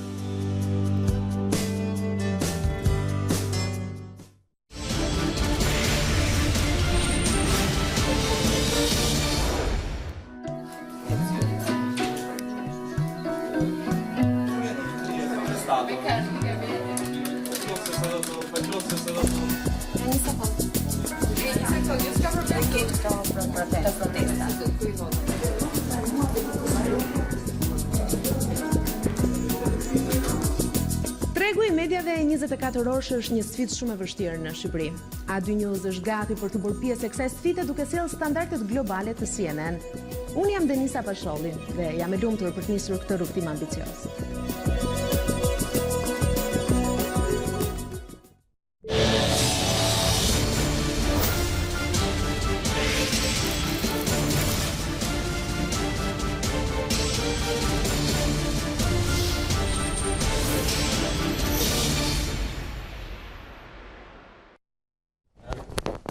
Jemi sërish së bashku tani në këtë moment, jemi në transmetim të drejt për drejt, ora është 8:02 dhe është momenti tani për të hequr një vështrim dhe tek rrjetet sociale për të parë se çfarë ka interesante atje. Jemi mbas një fundjavë që u duk relativisht e qetë politikisht, por që gjithsesi besoj që duhet të ketë diçka për cilën duhet folur, apo jo, Erion? Nuk u duk as pak e qetë politikisht. Nuk ishte... Sepse... Duhet të kundërshtoja. Ti ke qenë pushim dhe patjetër e ke shijuar në qetësinë tënde, me të drejtën e Zotit, Erion, nuk është se... Pasi kryeministri ishte në qarkun e Fierit këtë fundjavë, dhe atje pati një anti-miting të njerëzve që dolën për t'i bllokuar rrugën kryeministrit, pati një përplasje me policinë mes njerëzve që protestonin dhe ndër ta dikush hodhi një gur që i çau kokën njërit prej forcave të ndërhyrjes së shpejtë. Në lidhje me këtë kanë vijuar pastaj akuzat dhe kundër akuzat, por njëkohësisht arrestimet, marrjet në pyetje, qoftë edhe sikurse e quajnë anëtarët e Partisë Demokratike presionin që i bëhet familjeve të personave që kanë marrë pjesë në atë miting. Dhe duke u referuar kësaj ngjarjeve, unë do ndalem pikërisht tek Luan Baçi i Partisë Demokratike, ky është kryetari i Partisë Demokratike për qarkun e Fierit. Sikurse mund ta kemi dëgjuar edhe në lajme, unë e prezantova edhe në bllokun e parë informativ, Lumbi Sufaj është personi që është arrestuar në lidhje me goditjen e efektivit të policisë, që rezultonte që ishte një punonjës si bashkisë e Mallakastrës, por Luan Baçi ndër të tjera thotë që ky person nuk ka lidhje fare me ngjarjen, pasi ishin njerëz të infiltruar nga policia, ata që erdhën mes nesh dhe shkaktuan edhe rrëmujën, pasi ne nuk ishim për qëllim që të përlesheshim me forcat e policisë. Mirëpo, ndër të tjera ai shkruan se është përgatitur lista me rreth 120 persona dhe janë lëshuar si qenë, thot, në çdo lagje të qytetit dhe në zonat përreth. Kanë vajtur deri në Mallakastër, duke arrestuar personat që rastësisht janë ndodhur në Fier dhe i janë bashkuar protestës dhe akuzojnë për plagosjen e policit. Ndër të tjera, zoti Baçi thotë që kjo është një lojë pisët që po bën policia bashkë me Ministrinë e Mbrojtjes, pasi duhet që ta lënë popullin të qetë dhe mos të bëjnë këtë lloj presioni. Gjendje shumë e vështirë terrorizuese në Fier, thot ai, bëj thirrje publike drejtorit të përgjithshëm të policisë dhe ministrit të rendit. Ndaloni gjuetin e shtrigave, boll me presione dhe shantazhe. Në lidhje me këtë ngjarje ka reaguar një tjetër eksponent i Partisë Demokratike, Enkelejt Bejaj, në një tjetër status po në rrjetin social, Ali Bejaj, falni, në rrjetin social Facebook, shkruan ndër të tjera se Lumbi Sufaj, një qytetar i nderuar i Mallakastrës, në punës shembullore, një familjar i respektuar, por edhe një kundërshtar politik i kriminalit në krye të qeverisë, arrestohet në akuzën politike të sulmit ndaj policisë së shtetit pa asnjë provë. Kjo është kauza që ngre zoti Ali Bejaj në lidhje me këtë çështje, duke thënë sepse policia duhet të shkojë më tej, të thellohet qoftë edhe në investigime të ndryshme të përdor kamerat e sigurisë, ndoshta për të parë se kush është personi, pasi zoti Sufaj nuk ka lidhje, me qenë se është një njerëz shembullor edhe jo më të shkojë deri në përleshje të tilla me policinë. Kjo ishte, nëse mund të të pyes, arrestimi është bërë në bazë të një video. Arrestimi është bërë në bazë të një video nga policisë, gjë që kundërshtohet rreptësisht nga anëtarët e Partisë Demokratike në lidhje me këtë çështje. Ju përmenda edhe pak më parë, sikurse zoti Baçi e ka shprehur tani me njëherë pas mbarimit të protestës, madje jo vetëm 8 orë më parë që ka bërë këtë status në rrjetin social, ai thotë që nuk kemi qenë ne që provokuam fillimisht dhe aq më tepër më vonë në përleshjen, por kanë qenë njerëz të infiltruar nga policia dhe Partia Socialiste në mënyrë që të bëhej kjo për t'i prishur imazhin ndoshta Partisë Demokratike. Duke bërë thirrje pastaj në fund, sikurse çdo eksponent kohët e fundit i Partisë Demokratike që të bashkohen të gjithë së bashku në protestën e madhe të 16 marsit. Do kalojmë tek një tjetër ngjarje, një tjetër denoncim, një tjetër akuzë. Mbetemi gjithmonë tek kauza e opozitës, sikurse e dini Monika Kryemadhi ka qenë dje, edhe pse e diel në Lezhë, por njëkohësisht edhe në Fushkruj në orët e mbrëmjes, ku vazhdon të akuzoj Edi Ramën për kriminalitetin e lartë, vazhdon të jap një përgjigje të drejtë për drejtë ndërkombëtarëve, sikurse tha ajo ditën e dieshme, për sa i takon dorëzimit të mandateve dhe pse jo ne nuk mund të bëjmë, tha ajo, një hap pas, pasi kriminaliteti i Edi Ramës, drejtësia e kapur prej tij, janë disa prej arsyet që ne nuk mund të kthehemi. Këtij pohimi të zonjës Kryemadhe shkon pas edhe Petrit Vasili nëpërmjet një statusi të gjatë sikurse shqihet në rrjetin social Facebook, ku ai thotë ndër të tjera dalja në sheshe bashkëpunimit të qeverisë me grupet kriminale për grabitjen e votës dhe mosetimin ndëshkimit i rreptë të pushtetarëve të përfshirë në të janë prova e një pabarazie të egër antiqytetare. Kjo sipas zotit Vasili është dhe arsyeja e vetme pse të gjithë duhet të ngrihen për të kërkuar të drejtën e tyre, pasi është populli ai që duhet të vendosë për qeverinë që do ta drejtojë. Kjo pabarazi, thot ai, shpërthyese më shumë se kurrë ka vetëm një fajtor dhe fajtori është kryeministri. E mbyllim çështjen dhe kauzën kryesore të opozitës në lidhje me këtë dhe do të kalojmë tek një denoncim që ka bërë qytetari digjital në llogarinë personale të ish kryeministrit Sali Berisha. Ky është një lajm që mori dhënë me një herë. Personalisht do mendoja që nuk është diçka që përbën lajm, por t'i referohemi personit që nxori i pari. Dikush i ka shkruar dje zotit Berisha që në kohën që live transmetohej në Facebook aktiviteti i kryebashkiakut për mbjelljen e pemëve, një qytetar e ka parë atë në aeroportin e Komos në Itali dhe i ka bërë një foto duke thënë që kryebashkiaku praktikisht është këtu. Unë nuk duhet të them asnjë fjalë, por thjesht e solla si argument, pasi nuk përbën asnjë lajm në vetvete. Ai mund të jetë kudo, rëndësishme është pema është mbjellur, gjithkush mund të shkojë dhe ta verifikojë. Do mbetemi te kryebashkiaku, jo te ish kryeministri, të shtunën, dhe ky është një tjetër lajm që bëri buj gjatë fundjavës. Kryebashkiaku Veliaj hodhi një propozim në rrjetin social Twitter, kur thotë të gjitha parashikimet e motit e japin ditën e verës, datën 14 shi me gjyma. Dhe ka ngritur aty një sondazh ku gjithë njerëzit të votojnë nëse është e mundur që festimet, thot ai, meqense janë planifikuar festime jo vetëm për të rritur, por edhe për fëmijë, në mënyrë që të mos shkojnë dëm, ti zhvendosim për një tjetër datë, dhe ai ka propozuar datën 17, që është ditë e diel. Njerëzit gjithashtu janë pushim, mbetet brenda kuadrit dhe njerëzit do votojnë. Dhe sikurse vihet re, 21% janë të parimit që të enjtën duhet festohet dita e verës pavarësisht të kushteve klimaterike, ndërkohë që 79% e atyre që kanë votuar bëhet fjalë për 434 vota. Unë besoj që pjesa më e madhe do ta kem pasur vëmendje tek ajo tek në fund të fjalisë, në fund të gjithë statusit, është mes atyre dy klapave. Enjtja pushim gjithsesi. Kjo është kryesore, sepse ideja që nuk festohet dita e verës të enjtën ishte ajo frika. Ta bëjmë punë të enjtën, do të shikonim që aty do ishin gjithë në lajmi është që festojmë të dielën, por gjithsesi enjtja është pushim për ata që lumë ata që. Kjo është një formë e konsultimit publik. Kjo është një formë e konsultimit, nuk ka asgjë, por edhe për gjëra të tjera, jo vetëm për por jo vetëm në rrjetet sociale, por edhe në prononcime të drejtë për drejta, pati një vërshim argumentesh në lidhje me këtë dhe faktin pse zoti Veliaj po shkatërron një traditë, por mbi të gjitha po shkel një ligj.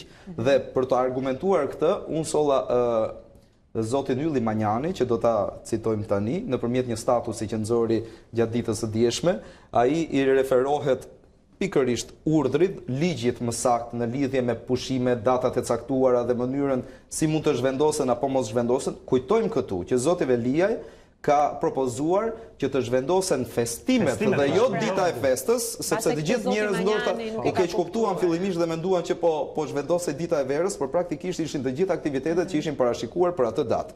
Dikush i tregoi kryetarit të bashkisë, thot zoti Manjani, se dita e verës është ditë feste zyrtare dhe ditë pushimi e vendosur me ligj. Është vendosur me ligj festa dhe pushimi dhe jo me Twitter, thot, as me Facebook e as me Instagram. Ligji nuk ja ka lënë të drejtën as të shtyjë as të vendos data të reja kryetarit bashkisë. Pra, kjo është një keq kuptim që ndoshta do ta lëm pas këtë. Ta sqarojmë edhe një herë. Nuk do ketë ashtu. Por enjtja pushim gjithsesi. Enjtja pushim gjithsesi. Pushim, festime të dielën, kështu që ka shi, por mund shkoni në kinema se sporte të brendshme gjithmonë. Ne do jemi në punë gjithsesi sa për sqarim, po. Kjo dihet. E çrëndësika kjo. I mbyllim çështjet e lajmeve, tani kalojmë tek pjesa argëtuese që na pëlqen aq shumë. U kënaqet deri tash, megjithëse. Mirë, okay. U argëtua gjithë. Por kishte lajm për atë. Okej. E pa ditën e 8 marsit. Ju lutem, mund ta hapni këtë video në festimit të kryeministrit me gratë? Po, edhe pak me zë me audio nëse mundemi. E klikojmë videon dhe hapim pak zërin. Dhe ishte interesante fakti, por do i referohemi më pas. Ta ndjekim pak. Mund ta kaloni fillim sepse e kaluat pjesa që tani unë doja ta prezantoja. A kjo s'është? Këto janë festimet e kryeministrit me gratë. Kjo është nga Sali Berisha. Po kjo është nga Sali Berisha që akuzon atë shiko se si festojnë, të dy janë njësoj dhe ai ka sjell shembullin e Kim Jong-un dhe çfarë bëjnë gratë në Korenë e Veriut për liderin e tyre. Dhe ja ku jemi. Shikoni, praktikisht gati është i njëjti entuziazm. Por që le të themi që Korea e Veriut nuk ka asnjë lidhje me Shqipërinë. Gjithsesi. Sepse kjo s'do na pëlqente as pak, por është aludimi që zoti Berisha i bën. Ky është aludimi dhe kjo është e mira rrjeteve sociale se na i sjellim emër mbi emër se kush i poston dhe çfarë. Shumë interesant. Dhe patjetër që këto profile janë të faktuara dhe të verifikuara që janë të personave në fjalë. Dhe për ta mbyllur fare, është kjo foto. Nuk e di se si e shihni ju, por kjo është një foto. Sa i duket zoti Basha, ë? Pikërisht pra. Zoti Basha është ndoshta në këtë moment është fëmia më e lumtur ndër fëmijët e tjerë. Dhe dua ta mbyll me një citat këtë. Me vegjëlin, siç quhet. Me vegjëlin patjetër, por dua ta mbyll me një citat ku thuhet që ne të gjithë jemi të vegjël edhe kur rritemi, për sa kohë që edhe prallat shkruhen nga të rriturit. Mirë, më pëlqen zoti Basha në këtë foto. Shumë interesante. Okej, mirë. Shumë faleminderit. Faleminderit. Ja ku ndërhyrje shumë interesante, po. Morëm informacione të tjera gjatë ditës sot. Në rregull, mirë. Tani do të shkojmë sërish te kalendari i ditës për të mësuar edhe një herë tjetër se çfarë ka ndodhur në këtë datë. Dhe ndërkohë ju kujtojmë që më pas do të jemi me ministren e shtetit zonjën Elisa Spiropali këtu në studio për të komentuar paksa edhe zhvillimet të fundit politike, por pse jo edhe përgjegjësitë që majoranca mban në zgjidhjen e krizës të cilën ndodhemi. Mbas pak rikthehemi së bashku. 1669 vulkani Etna në Itali shpërthen duke vrarë 15.000 njerëz për rreth Katanias në Sicili.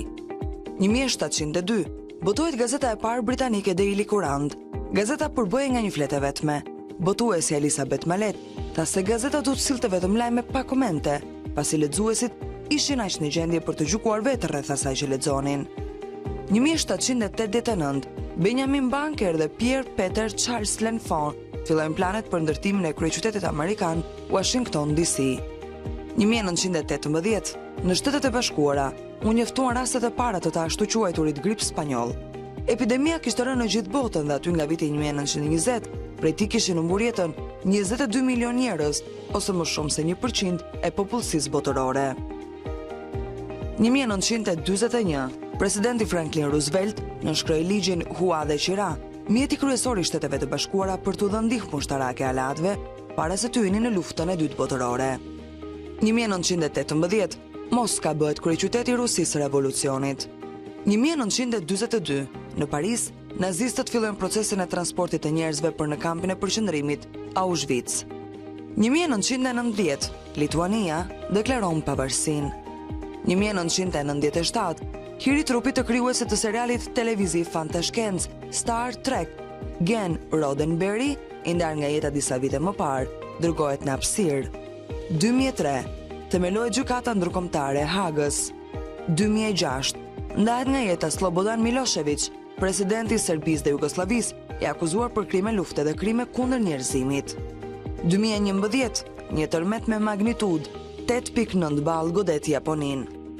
1544 lindi në Sorrento Torquato Tasso, një nga poetët italian më të mëdhenj të viteve 1500. 1963 lindi në Bajram Curri Azem Hajdari, politikan shqiptar, lideri i lëvizjes studentore që soi drejtrënies së regjimit komunist në Shqipëri.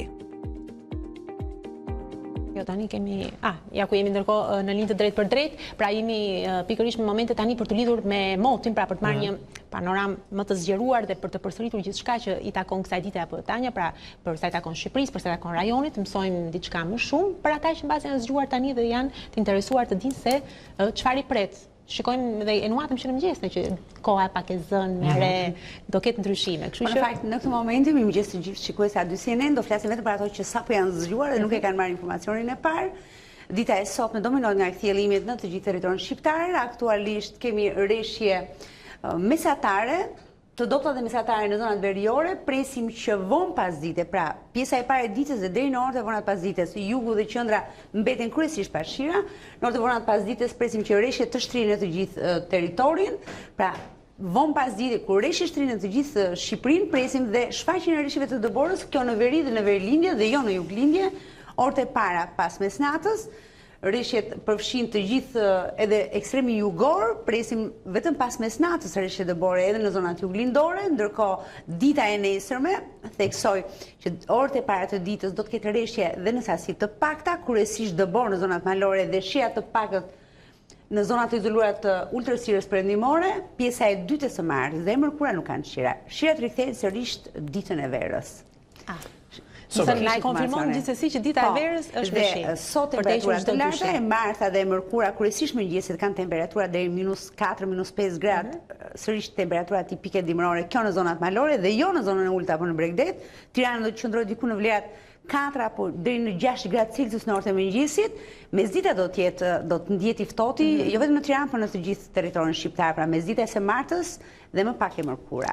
Dakor. Mirë, Tanja, faleminderit. Që ka një tjetër ulje të temperaturave që do të pasohet pastaj nga, siç e kemi thënë, ardhja e pranverës, do të vi domosdo edhe të dielën po. Në mos të njëjtën të dielën, sigurisht do të vi dhe do të festohet. Shikojmë pak tani edhe hardhen e trafikut në kryeqytet në këto momente, shikojmë se ku ka ngadalësime më të shpeshta, ndërkohë që shohim se në të dyja anët e unazës, qoftë ajo e sipërme, qoftë ajo e poshtme, ka ngadalësime, të gjitha rrugët që zbresin nga lindja e qytetit drejt unazës janë të ngarkuara, sidomos në qendrën universitare spitalore Nën Tereza. Unaza e re ka ngarkesë, ndërsa shkon drejt rrethotullimit të Shqiponjës dhe të dyja anët e saj, gjithashtu me ngarkesë është edhe rruga e Durrësit, praktikisht kudo pranë Tiranë, do të shikosh që gjendja në këto momente është e ngarkuar dhe e ngadalt. Edhe rruga e Elbasanit, ndërsa zbret drejt takimit saj me Unazën tek xhamia e re Namazjas ka vonesa. Kështu që zonë zotrin në këto momente trafiku në Tiranë është i ngarkuar, mund ta themi me gojën plot. Okej, mirë, në rregull, rikthehemi sërish në studio dhe tani është momenti për të folur paksa për politikë, sepse bëjmë herpasherë edhe duhet të thënë shpesh të kohët e fundit në emisionin tonë. Ndoshta edhe për shkak edhe të krizës politike që kemi, për protestat e herpashershme të opozitës, dhe për këtë kemi sot në studio zonjën Elisa Spiropali, ministren e shtetit për marrëdhëniet me parlamentin. I themi mirëmëngjes. Faleminderit që pranuat ftesën tonë që në mëngjes. Po. Që mëngjes me politikë, kjo nuk do të jetë. Po, e vërtet, por kjo nuk do të jetë diçka e re për ty. Ti je stërvitur me këtë. Elisa, situata është, jemi në një krizë. Jemi në një krizë, këta deputet Partisë Demokratike dhe të opozitës kanë ndjekur mandatet, ata nuk mund të kthehen më në parlament sepse të rinj kanë zvendësuar. Si dilet që këtu? Çfarë mund të ofrojë majoranca për të dalë që këtu? Nga këtu nuk dilet, vetëm vazhdohet. Përpara, jo ishte një zgjedhje e opozitës, e pa menduar, mendimin tonë, e pa arsye dhe dëmtuese për opozitën, por edhe për imazhin e vendit. Gjithsesi është zgjedhja e tyre dhe në këtë pikë ata janë jashtë parlamentit.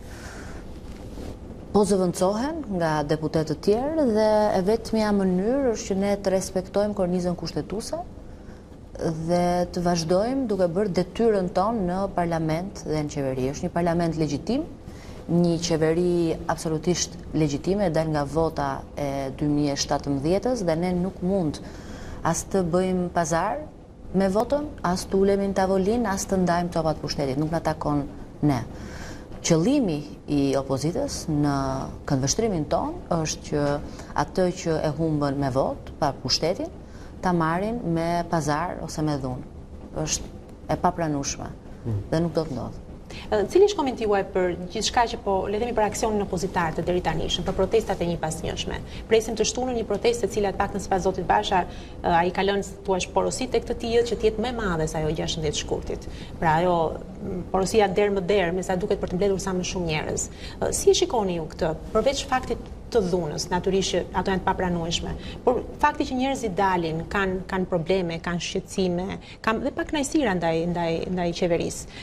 Ju reagoni, reflektoni ndaj tyre? Ti ndajmë të dyja gjërat. Unë uroj që përveç thirrjes derë më derë për t'u bashkuar protestesh, zoti Basha t'u bëjë thirrje edhe për qetësi dhe për protestë të paqme. Respekt dhe për ulje për çdo kërkesë apo për çdo pakënaqësi të cili do qytetar, pavarësisht nga vjen edhe në cilën forcë militon. Dhe ne protestat pa tjetër i dëgjojmë, reflektojmë, të gjitha shqisat i kemi aty për të parë, për të dëgjuar, për të folur me ta, për të komunikuar pa tjetër. Po t'i ndajmë të dyja gjërat, bëhet fjalë për protestat të dhunshme të nxitura nga lidershipi opozitar. Nuk bëhet fjalë për revolt popullore në rrugë. Janë protestat të cilat kanë kohën e tyre të pushimit dhe papritur kur fillon parlamenti apo ditën e seancave, njerëzit u bëhet thirrje, njerëzve që të vinë dhe të protestojnë. Pra tonë nuk janë protesta natyrale, tonë po janë artifica politike të prodhuara nga... Është absolutisht e dukshme. Kanë tjetër natyrë protestat që janë spontane. Kujtoni protestën e studentëve, nuk kishin nevojë të organizonin, të bënin thirrje për dhunë, të prisnin nga 2 javë, nga 1 muaj për të organizuar në autobus. Ishte një protestë që organizua brenda ditës, sepse ishte genuine, se ishte vërtet, sepse buronte nga nevoja e studentëve për të pasur një jetë më të mirë universitare, për të pasur një administratë më të mirë, për të pasur më shumë mundësi në shoqëri. Dhe ne atë protestë jo vetëm e dëgjuam, po e përjetuam edhe si një shuplak për qeverinë dhe për klasën politike në tërësi, themi drejtën. Dhe një reflektim të cilën ne jemi duke e kryer përmes projektit ton për transformimin e jetës universitare, paktit për universitetin, investimeve që po bëjnë arsime të tjera. Kurse kjo është një vjen keq ta them protestë e kastave që janë larguar me votë. Dakor, kjo është konsiderata juaj që është një protestë ka, po disa prej shqetësimeve që njerëzit shprehin këto, po themi, taksat e larta, papunësia, një sër, po themi, pakënaqësish ekonomike të kësaj natyre janë gjithashtu të vërteta, siç ishin të vërteta kërkesat e studentëve.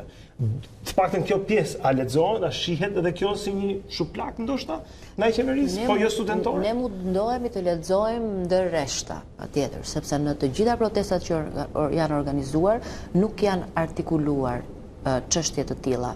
Pra në protestën përpara kryeministrisë, në 10 minutat e para, zoti Berisha bëri thirrje për të tërhequr zvarr kryeministrin dhe për ta hedhur në lan, e të tjera shprehje apo sjellje që të kujtojnë në fakt 97-ën edhe asnjë vit tjetër, të thëna po nga i njëjti njeri, i cili ka orkestruar edhe djegjen e mandatave, themi drejtën. Pra, jo të gjithë deputetët e opozitës kanë qenë të lirë apo me vullnetin e tyre të pandikuar kanë dorëzuar mandatet. Ju kujtoj që ata kanë qenë në selin e Partisë Demokratike të rrethuar nga mbështetës Partisë Demokratike të thirrur aty dhe në orkestrimin e leadershipit Partisë Demokratike dhe më pas Lëvizja Socialiste për Integrim kanë firmosur dorëzimin e mandateve. Po thua që u zbër presion për të lënë mandatet me detyrim. Nuk e themi nga Berisha po thonë se është bërë? E thonë vetë ata. Madje disa deputet që nuk kanë planuar të firmosin, si zoti Murizi po dhe të tjerë,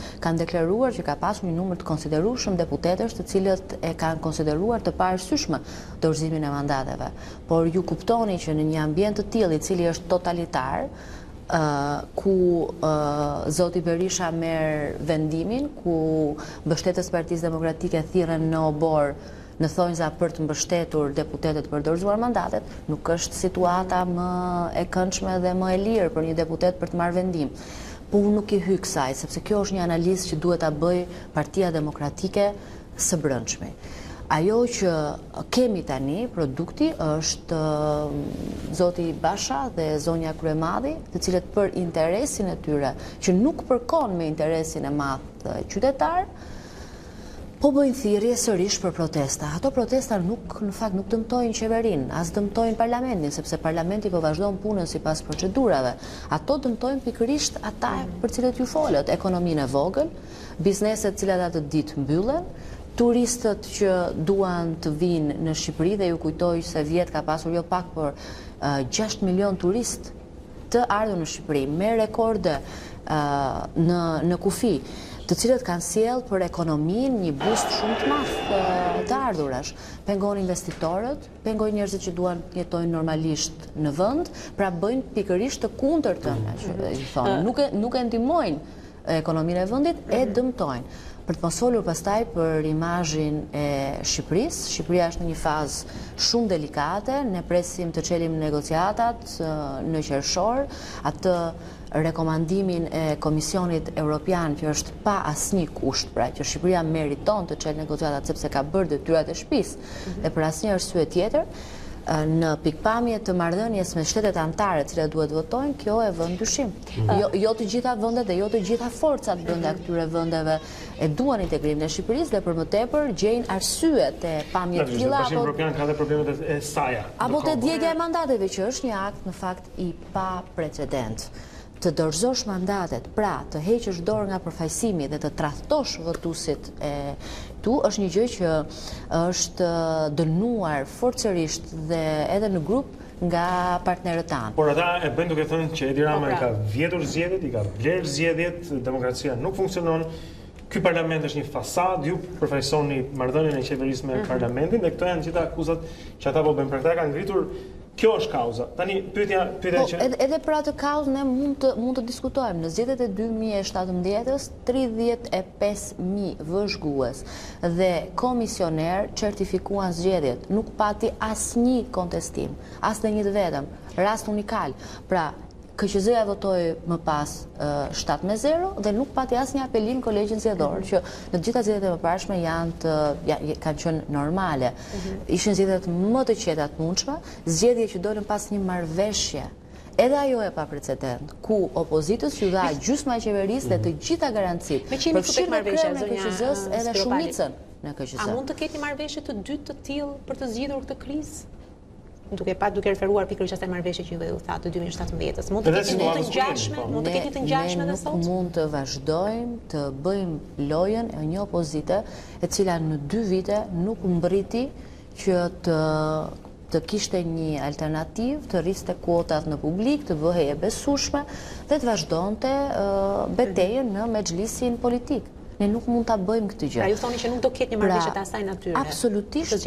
Po mi kur kryeministri thotë hajde flasim çfarë nuk kupton. Këto janë zgjedhje vendore, para nuk janë e qartë, nuk janë zgjedhje të përgjithshme.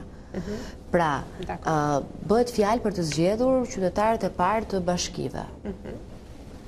Duhet thjesht të vinin dhe të kërkonin garancit për zgjedhje. Ata kërkojnë zgjedhje parakohshme ndërkohë, jo vetëm lokale. Po mirë, ata mund të kërkojnë që ne të gjithë tikemi edhe ata të vinë në vendin tonë, po kjo nuk është loja e demokracisë kushtetuese.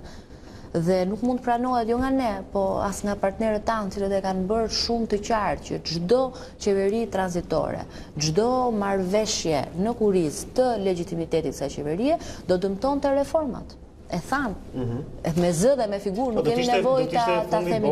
Nëse po themi, kemi një opozitë që ju e përshkruat si të papërgjegjshme, kjo na ka rënë. Nëse vendet do të duheshin koka më të ftohta, do të ishte mazhoranca ajo që do të ofronte këto, po themi, ç'ke që do kishte në fund fare, që le të bëhen një palë zgjedhje të tjera. Nëse populli ju voton sërish dhe ja ku jemi. Jo që në na votoj për këtë nuk kemi asnjë dyshim ne, por të jeni të sigurt për hatër të Shqipërisë, po themi dhe stabilitetin. Jo, ajo do ishte pikërisht e kundërta. Shqipëria do dëmtohej tmerrsisht nga një lojë destabilizuese, e cila pastaj do përkthehej edhe jo vetëm këtu, po për çdo palë zgjedhje dhe në çdo vend tjetër të rajonit. Ne jemi një rajon kongëzetësh. Nuk ka kush ndërmend të merret më me Ballkanin Perëndimor për sa i përket aktivitetit destabilizues dhe do ishte pastaj një shembull për çdo opozit, qoftë edhe tonën, në rast se do ishim në opozit, që për çdo palë zgjedhje të cilat ne nuk kemi dakord me rezultatin, pra ku kemi humbur, djegim mandatet. Ne të fillojmë të djegim Shqipërinë, të djegim mandatet edhe o burra në qeveri. Kësaj kohe i ka ardhur fundi, kjo politik në fakt është tashmë në fundin e saj. Ne jemi të sigurt që kolegët e opozitës janë penduar për aktin që kanë ndërmarrë, sepse në fakt të gjitha hesapet i kanë bërë pa hanxhin, po del tani që po zëvendësohen në një listë tërësisht legjitime, të cilën e kanë hartuar po ata, pra nuk është lista jonë, është lista e tyre dhe ata janë figurat të opozitës që do hyjnë në parlament dhe do bëjnë detyrën e tyre, atë detyrë që Lulzim Basha, Monika Kryemallി dhe gjithë të tjerët refuzuan ta bëjnë. I lanë njerëzit në mes të rrugës, hoqën dorë nga përfaqësimi dhe menduan se Shqipëria është kaq lehtësisht e destabilizueshme. Në fakt nuk është, Shqipëria ka bërë shumë rrugë drejt stabilitetit, drejt normalitetit dhe ne kemi të gjithë mbështetjen e partnerëve tanë në këtë pikë për të vazhduar dhe për të thelluar reformat. Mos harrojmë që kemi dhe reformën në drejtësi në lojë, e cila patjetër domosdoshmërisht duhet që të përfundojë me kundërshtimet e jashtëzakonshme që ka hasur në këto vite dhe është dashur një vullnet i madh për ta çuar përpara dhe asnjë politikan të mos mendoj se ka në dorë fatin e Shqipërisë apo ka në dorë fatin e reformave. Shqipëria nuk mund të merret peng. Pra, cila mund të ishte zgjidhja që majoranca ofron në këtë moment për të zgjidhur krizën, thjesht për të vazhduar dhe për qëndruar në qëndrimin e saj? Dialog brenda kornizës ligjore dhe kushtetuese që nuk kupton të ulemi në tryez për garancitë e zgjedhjeve, për reformën zgjedhore, ato që kanë refuzuar të bëjnë deri më tani. Ju kujtoj që ne krijuan parlament një komision ad hoc për reformën zgjedhore me 2 bashkëkryetar nga PD-ja dhe PS-ja, me të gjitha garancitë e mundshme. U tham, merrni një letër të bardhë dhe një stilolaps, shkruani ju reformën, ndryshimet në kodin zgjedhor, na e sillni dhe ne do e miratojmë. Nuk erdhën një ditë në vetme për një vit e gjysmë dhe fatkeqësisht e vetmja gjë që ne pam në kuvend në ato seanca në cilën opozita ishte, thyerje, përbaltje, shpifje, boj, miell, çizme e të tjera akte të padenja për institucionin më të lartë të vendit që është Kuvendi i Shqipërisë. Dhe kaq. Që jemi në një situatë të dyzuar, ku një pjesë mendojnë që Edi Rama ka shtrirë pushtetin e vet mbi drejtësinë, do të kontrollojë drejtësinë, kontrollon qeverinë, disa po e quajnë diktator, etj. Pra e shohin situatë shumë kritike, nga ana tjetër jeni ju që thoni Shqipëria është stabil, ka fituar një lloj qëndrueshmërie dhe stabiliteti dhe ne do të vazhdojmë përpara. Pyetja ime për ta mbyllur se jemi drejt fundit këtu, po me Lulzim Banshën dhe Monika Kryemandin jashtë kuvendit, kam përshtypjen se situata nuk do të mund të jetë e qetë, sepse edhe nëse janë bërë pishman, pra që janë jashtë parlamentit, diçka do të ndodhë, ata janë në një situatë pa rehatie dhe nuk mund ta lënë me kaq. Sërish po bëjnë thirrje për protesta, po protestat në fakt po bëjnë gjithmonë më të vogla, e pam edhe në protestën e mëparshme para kuvendit, sepse njerëzit nuk duan të dëmtojnë interesin e tyre për interesin e një grushti njerëzish që nuk din si të dalin nga situata që vetë kanë krijuar. Njerëzit janë të mençur, e kuptojnë situatën, edhe një votues i Partisë Demokratike apo Lëvizjes Socialiste për Integrim nuk do të dëmtojë përditshmërinë e tij apo të ardhmen e fëmijëve të tij për interesat kryetarëve. Këtë e kupton. Ne do zbatojmë ligjin, policia deri më tani është treguar absolutisht profesioniste, ka reaguar në mënyrë proporcionale, në fakt ka reaguar edhe më pak se një polici në një vend tjetër do reagonte, po ne e kemi bërë me qëllim në mënyrë që të ruajmë disa ekuilibra me opozitën, mos ketë tejkalime, në mënyrë absolutisht profesionale është menaxhuar e tëra dhe do vazhdojmë, ama ata që cënojnë rendin kushtetues, ata që bëjnë thirrje për dhunë apo ata që ushtrojnë dhunë do mbajnë përgjegjësi dhe në këtë pikpamje i bëjmë thirrje drejtuesve të Partisë Demokratike dhe Lëvizjes Socialiste për Integrim që mos t'i sjellin njerëzit apo mos detyrojnë të futen në situata ku pastaj ata duhet të përballen me ligjin, sepse siç e shihni krerët nuk i gjen gjë. Kanë imunitet më të madh, po janë njerëzit ata që detyrohen të përplasen dhe përballen me ligjin. A mund të kemi një opinion tuaj të fundit fare, sepse nga akuzat që ka artikuluar opozita së fundmi është dhe ato që kanë etiketuar dhe ndaj jush për abuzimet fondesh publike për ju dhe nga ju dhe familja juaj, cili është komenti që ju keni për këtë? Nuk ka asnjë akuzë publike, ka një deklaratë qesharake e cila është çuar në gjyq nga ana ime. Dhe ashtu siç e kam deklaruar, vllai im nuk ka përfituar kurrë asnjë lek, zero, asnjë nga fondet publike. Po kjo është lehtësisht e verifikueshme dhe unë e kam marrë përsipër këtë lloj detyre dhe e di që do ketë sulme sa herë që flet, sa herë që je shprehur, do përballesh me një batare sulmesh, por kjo është detyra jonë. E rëndësishme është që me qytetarët të jemi të vërtet dhe të çojmë gjërat deri në fund. Okej. Elisa Spiropali, zënë zotëri, ministre e shtetit për marrëdhëniet me Parlamentin e Shqipërisë. Falenderojmë për kohën sot gjithë. Falenderit, Elisa. Falenderit juve. Ne do të ndërpresim këtu programin shkurtimisht për një spot publicitar dhe do të kthehemi në anën tjetër për më shumë.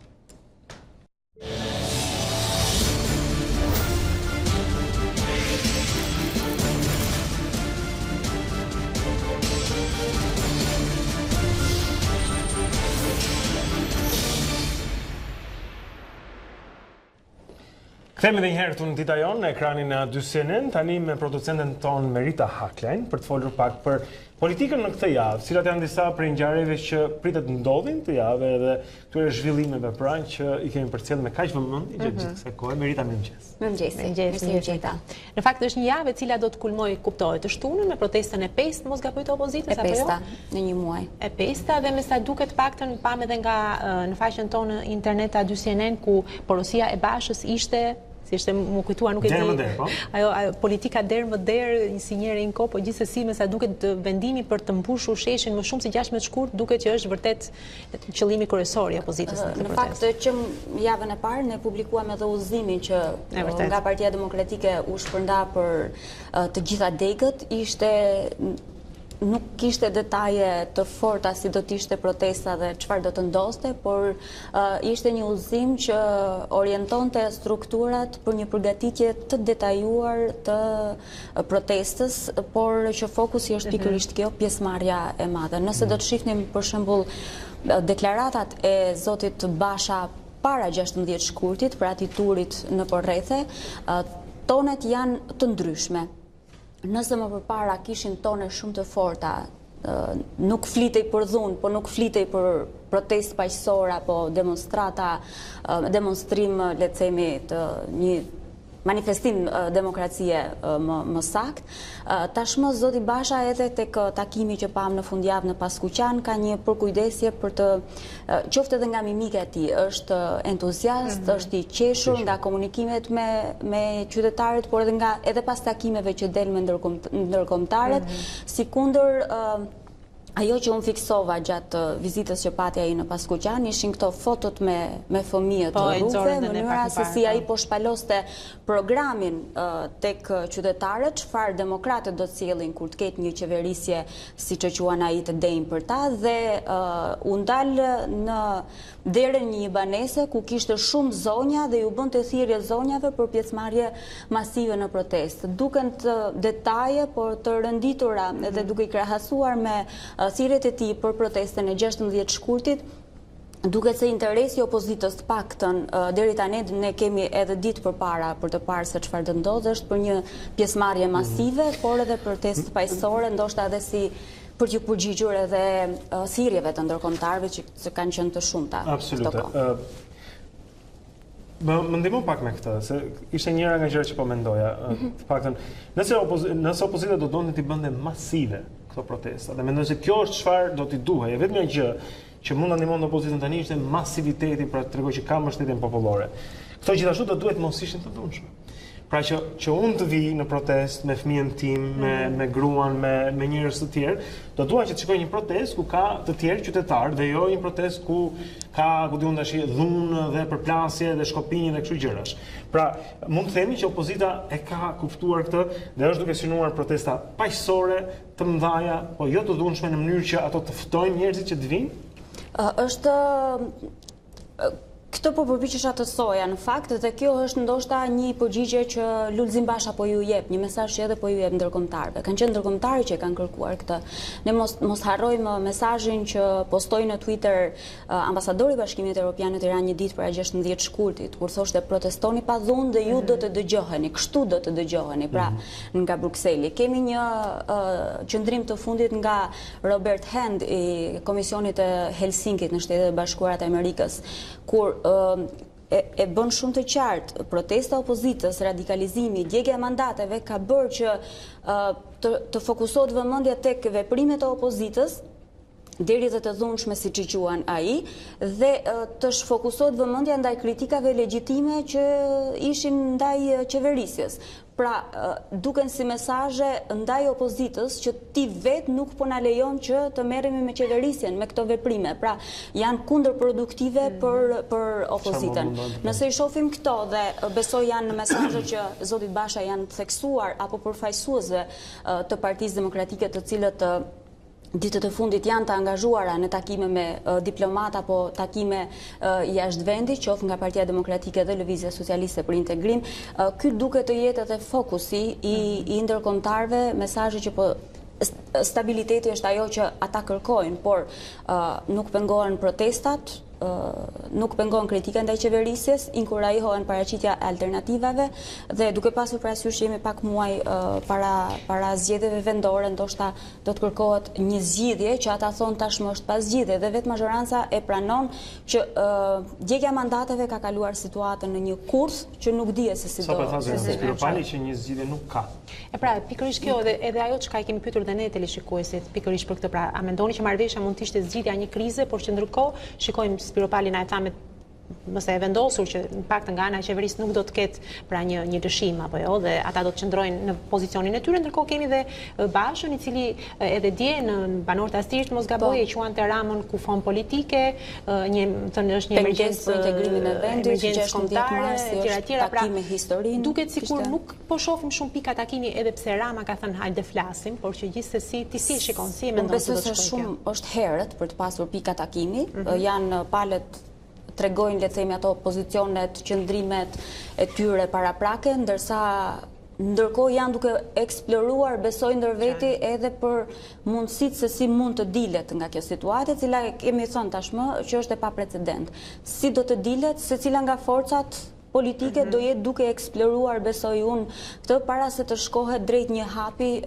më vonë se si mund të ketë një marrëveshje. Ajo çfarë Partia Demokratike ka deklaruar është që unë nuk bëj marrëveshje pa ikur Edi Rama, dhe kjo është situata pastaj që e bën edhe më të vështirë zgjidhjen. Dhe jemi në kohën ku tashmë palët edhe po masin forcat e tyre. Ne do të kujtojmë që sot marrin mandatin dhe 6 deputetë të tjerë, pra domethënë opozita shkon 10 numrin e mos gaboj? 10 janë, 10 shkojnë, 4 u betuan, 6 janë tani dhe 2 që nuk kanë dorëzuar mandatin, Myslim Murrisi dhe Rudina Hajdari. Sa deputet do duhet që të ishin në kuvend në mënyrë që të mund të vazhdonte puna? Po themi për quorumin, për të... Që nuk kanë vështimin 140, domosdoshmërisht. Jo, socialistët kanë votat e tyre për qeverisur pa opozitën dhe pa deputetët që janë duke i marrë mandate. Dhe kanë shumicën e thjeshtë që janë 71, socialistët kanë më shumë se 71 mandate, po. Për të votuar ligje, reforma, kodi zgjedhor, ndryshime ligjore që kërkojnë shumicë të cilësuar për 84 votash, i kanë të domosdoshme socialistët vota shtesë. Që janë bërë tani më. 4+6 sot dhe në 10. Që mund të themi që është hapur rruga? Nëse do të doj zoti Rama të ndryshoj kushtetutën, do t'i duen edhe 10 të tjera, duhet të shkoj tek 94 votëshi. Shumica kushtetuese ajo që quhet në parlament. Gjithsesi, për të sjellë më shumë njerëz në kuvend? Zoti Rama ka deklaruar që prurjet në kuvend do të shtohen, pavarësisht të situatës që thot janë të opozitës, është opozitë e re, nuk janë të mitë, është lista e Lulzim Bashës dhe Monika Kryematit, nuk është lista ime, dhe këtu me të drejtë zoti Rama thot që këta njerëz që ju po i sulmoni, po i kritikoni pa integritet, pa dignitet, janë të vendosur për jush në listë. Ajo çfarë pritet për të parë nga këta është se sa do të votojnë Partinë Socialiste, sa do të mbrojnë kauzën opozitare. Në 4-shën e parë, një deputete votoi me njëherë ligjet e Partisë Socialiste, në 4-shën e parë të ejten që shkoj. Ajo që presim për të parë... ishte deputete, pa.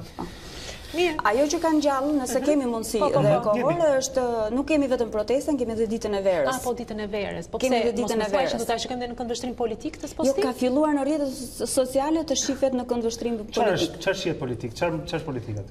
Mua, duke parë postimin e zotit Veliaj, më kujtua 2004. Në 2004 ishin protestat në Anoik. 2 protestat të forta të opozitës socialiberishës në atë kohë. Prandaj në shtyp sot thuhej që Velia emiton Nano. Po, dhe Ramën. Ku ai e ktheu në festë kombëtare. Dhe në 2004, 14 marsi, u kthye në festë kombëtare nga Dita e Verës që festoi në Elbasan, një festë lokale dhe pagane, u shndërrua në festë kombëtare dhe vinte fiks në mars pas 2 protestave të forta të opozitës, madje ajo 7 shkurtit precipitoi disi pasi një oficer garde, unë kam qenë tek shkallët e godina e kryeministrisë, qelloi në ajër, nuk e mbajti dot presionin dhe këtu turma u irritua edhe më shumë, duke na sjellë në vëmendje 16 shkurtin në fakt. Dhe protesta pasuese ishte shumë më masive e demokratëve dhe vetë demokratët krijuan kordonin e sigurisë për të mos lejuar konfrontim me policinë. Ajo u përgëzua atëherë edhe nga policia e shtetit për mënyrën se si protesta pati mbarvajtje, por menjëherë Edi Rama dhe si kryetar bashkie dhe kryeministri Fatos Nano shpallën vere 14 marsin dhe patën një masivitet qytetarësh në bulevardin Dëshmorët të Kombit. Duke e krahasuar, ndoshta zoti Velia nuk e ka pasur qëllim këtë, por duke pasur parasysh që festimet të bëhen një ditë pas protestës, në rrjetet sociale ka filluar të luhet me këtë pjesën që është një përpjekje për antimiting nga ana mazhorancës. Një ditë protest, një ditë fest.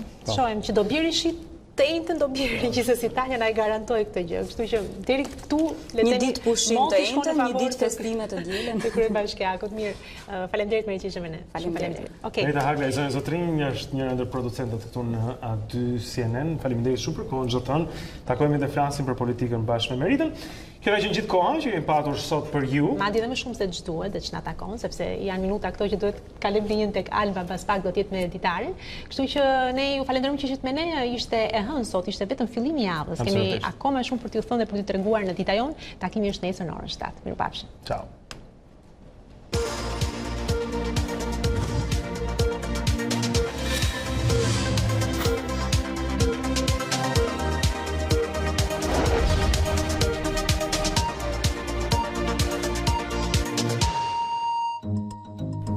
Unë jam Aurona Minga. Dhe unë jam Dendi Sale. Për të parë të gjitha videot e emisionit ton, klikoni subscribe. Regjistroni.